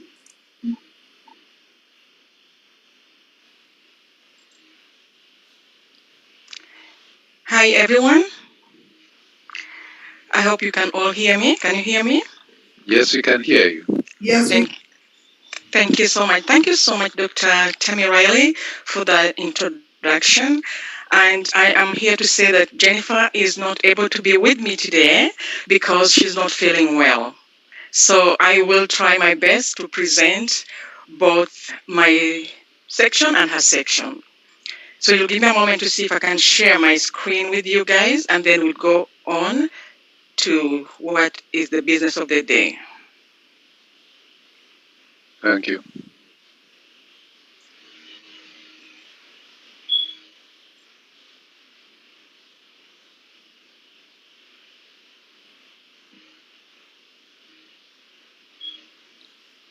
Okay, just a moment.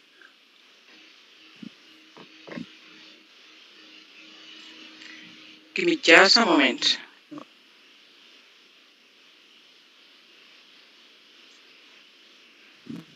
Okay, I think this screen is on. You can see the screen? Yes, yes, Yeah, yes. good. Okay.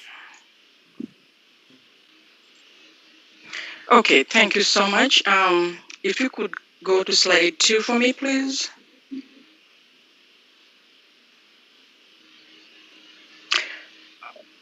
Thank you. So I'm going to give you the history of Tingle Education Center. It is a primary school which is in Kitale, and Kitale is in Kenya. It was started by two couples, Mr. and Mrs. Sawe. They decided to give a piece of land to give quality education to the children in the community because they saw the importance of quality education that they had given to their children, and they wanted this to continue. Although Robert passed away, as you can see, but the wife is the principal of the school. So she was supposed to, to be on this presentation as well, but because of the technicalities, and as you know, Africa, we don't have all these technologies going very well. So she sent me this PowerPoint, and I'm going to present as I'm the one who is talking in her state. So I am going to tell you something about education in Africa. I went to school in Africa, and I'm echoing what others have spoken about Africa. It was a nightmare leaving the house at 6 in the morning, dark in the night, go to school to be in class by 8 in the morning. That was my life. And it was very, very hard for me even to go to school because my dad had many children. And as a result, my brother, who had done so well in the national exam, he had the best school that had selected his name to attend to go to high school. Because my dad had many children, my brother decided to step out of school so that myself and my sister could go to school. And that is why I am here today, because someone offered to fight for my right when I didn't know how to fight for my own right that was supposed to be a privilege that was supposed to be given to me. So as I'm going to present this, I am going to let you know that whatever others have spoken about is a real problem. And I like what Clementine has just mentioned, that we need to give positive. And this school has a positive in all the struggles. That's why we are saying that quality education and excellent performance. Slide 3, okay. Okay, the school is located in Eldoret, as you can see on the map of Kenya, and it is in Trans Nzoia West County, and that is in Kenya. Next. Objective. The objective that we have in this school is to educate the children in the community in order to eliminate poverty and ignorance, in order to raise the standard of living and improve health conditions. And when you talk about ignorance, I want us to remember that ignorance is the greatest enemy of a human being. Number 2, to improve socio-economic lives of the children and community at large, as well as our own lives. Because why do we improve our own lives as well? Uneducated children can become a burden in the future. Number 3, to give holistic education to the children and the community, to assist and bring up the less fortunate children in the community, including the orphans and the disabled. Next.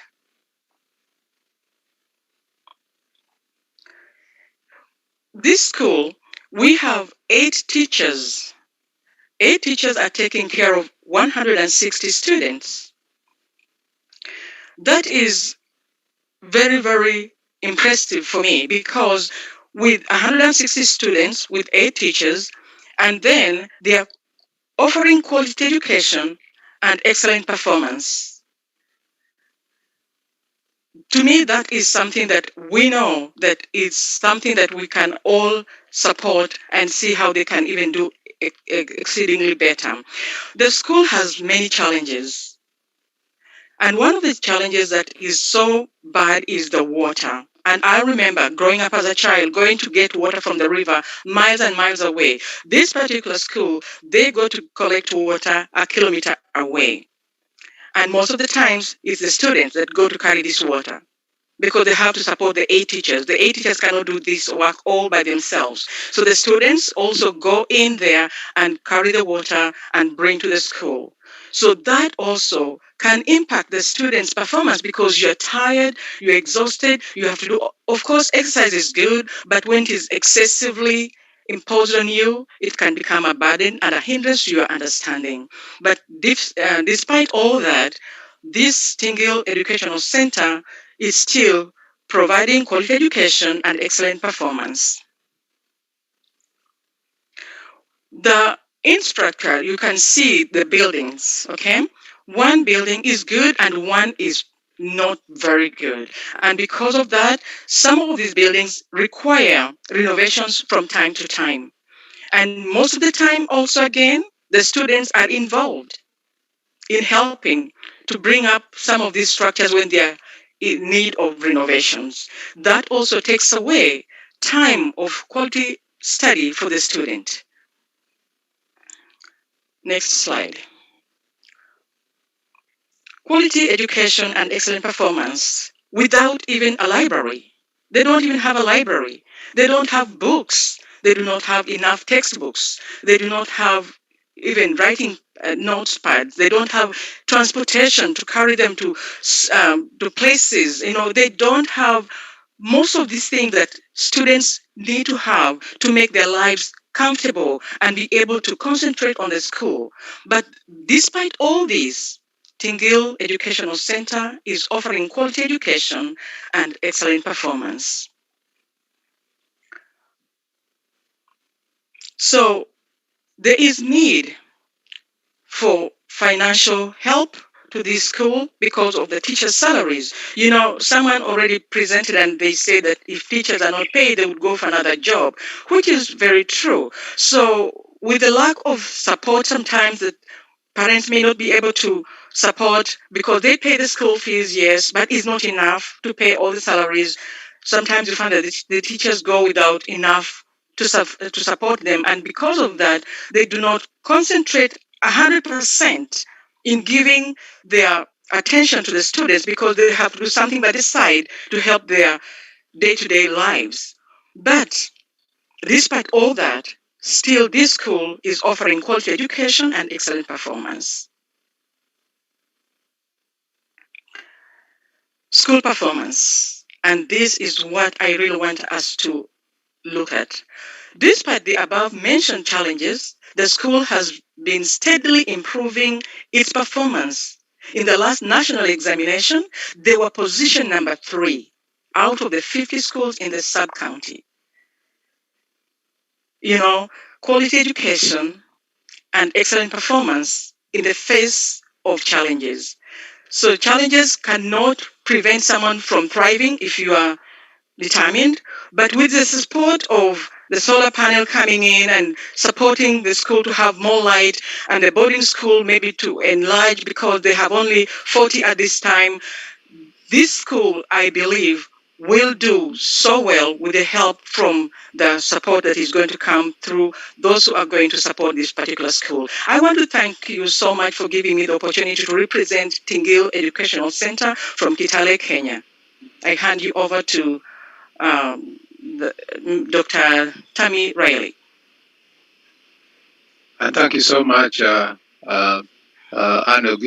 It was quite refreshing, but also a bit touching in terms of the difficulties that Angel is going through. But despite that, I think just as your theme indicates, quality education of excellence performance in the face of challenges, I think that it shares a lot of story at the back of it. How best can you say that when out of 50 in the county, the school, despite all these hardships, they are able to perform and that they are number 3. That really reflects in terms of what can happen when such institutions have the infrastructure, they have the necessary support that is needed. We in Africa, we are the problem. We are the problem because we do not give priorities in terms of budgets to such needy causes that can uplift the institutions and thereby make lives of our school-going children better, for a better future, for a better economy. This is a good presentation that we can all reflect on. Over to you, David, and then to Dr. D'Souza, and back to Tammy on the comment of the presentation. Thanks, Dr. Charles, Dr. Tammy. I just want to, because this is the last presentation, let me also talk about this morning in general. I just want to say that for me, a theme that keeps running in my mind is we're all here because of a sense of collective responsibility. And you can see from the presenters, from the questions asked, we all bring different ideas, different knowledges, different skills to this problem. And over the last 2 days, we've seen images, examples of the challenges that we face in the schools, whether it's the building facilities, whether it's lack of technology.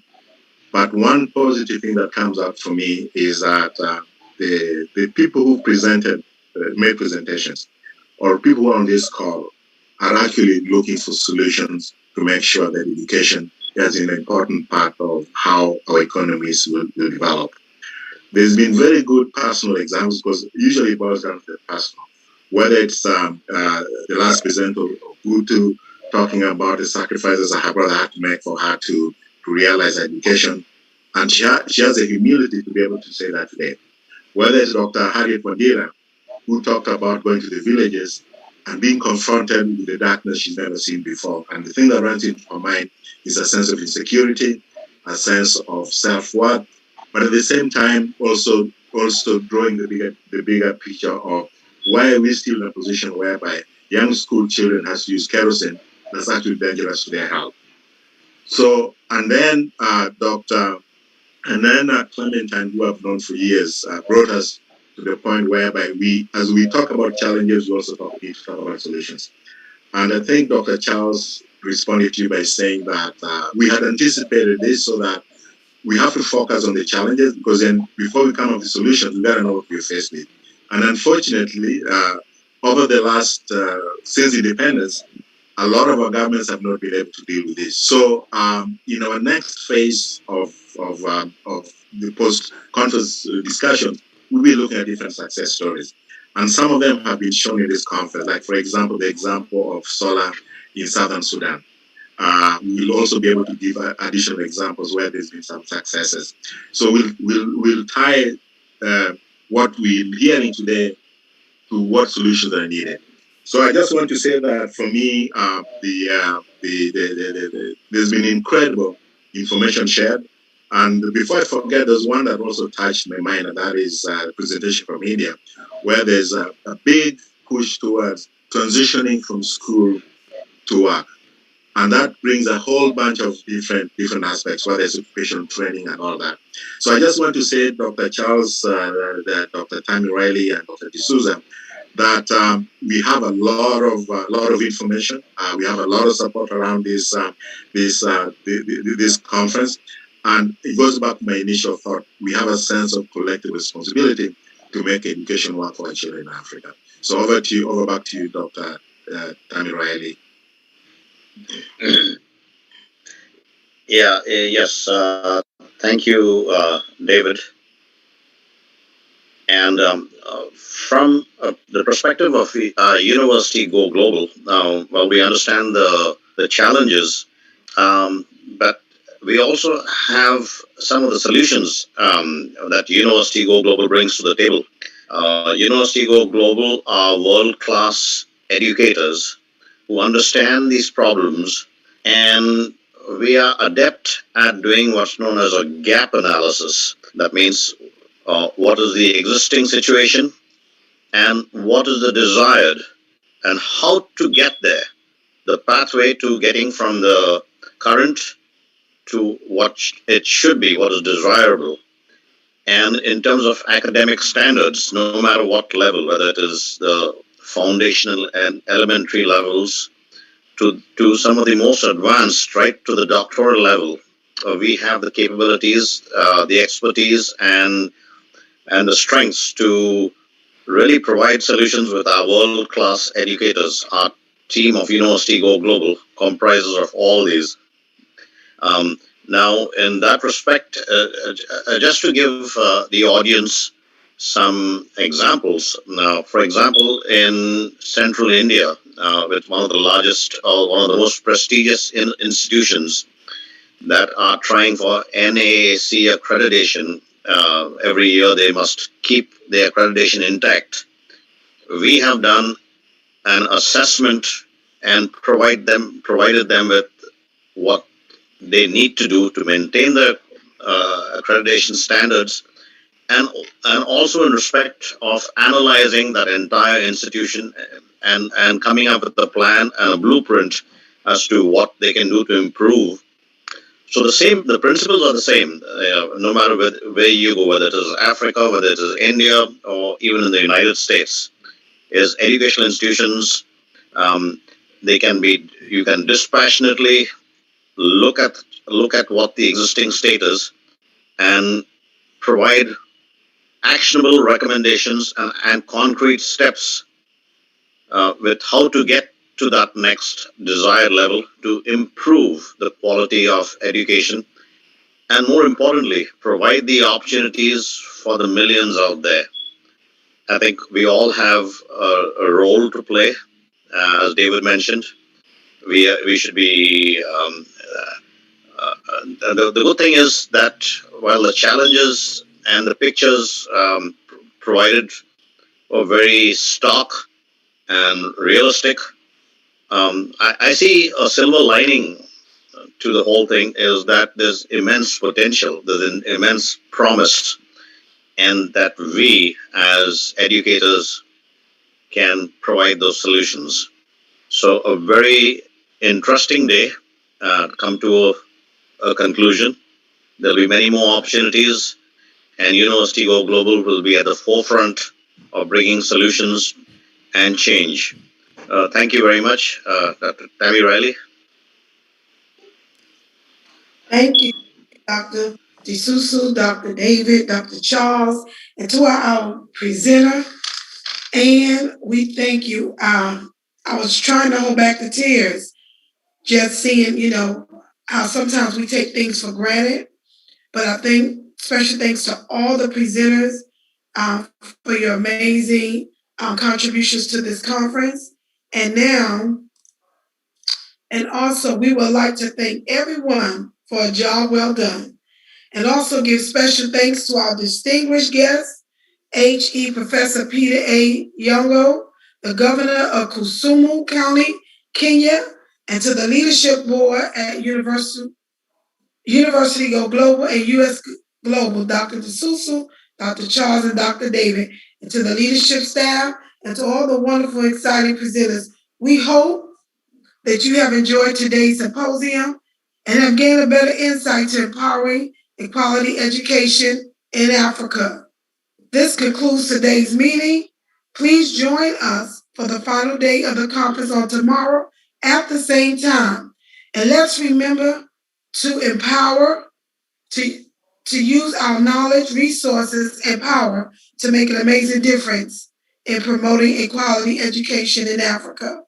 And if anyone has anything else. Can't hear you, Dr. Charles. You saying something? Yeah. Thank you so much. I think with that, we more or less come to conclusion of this wonderful day as we look forward to another day tomorrow, which is the final day. And with that, good night and good day, everyone.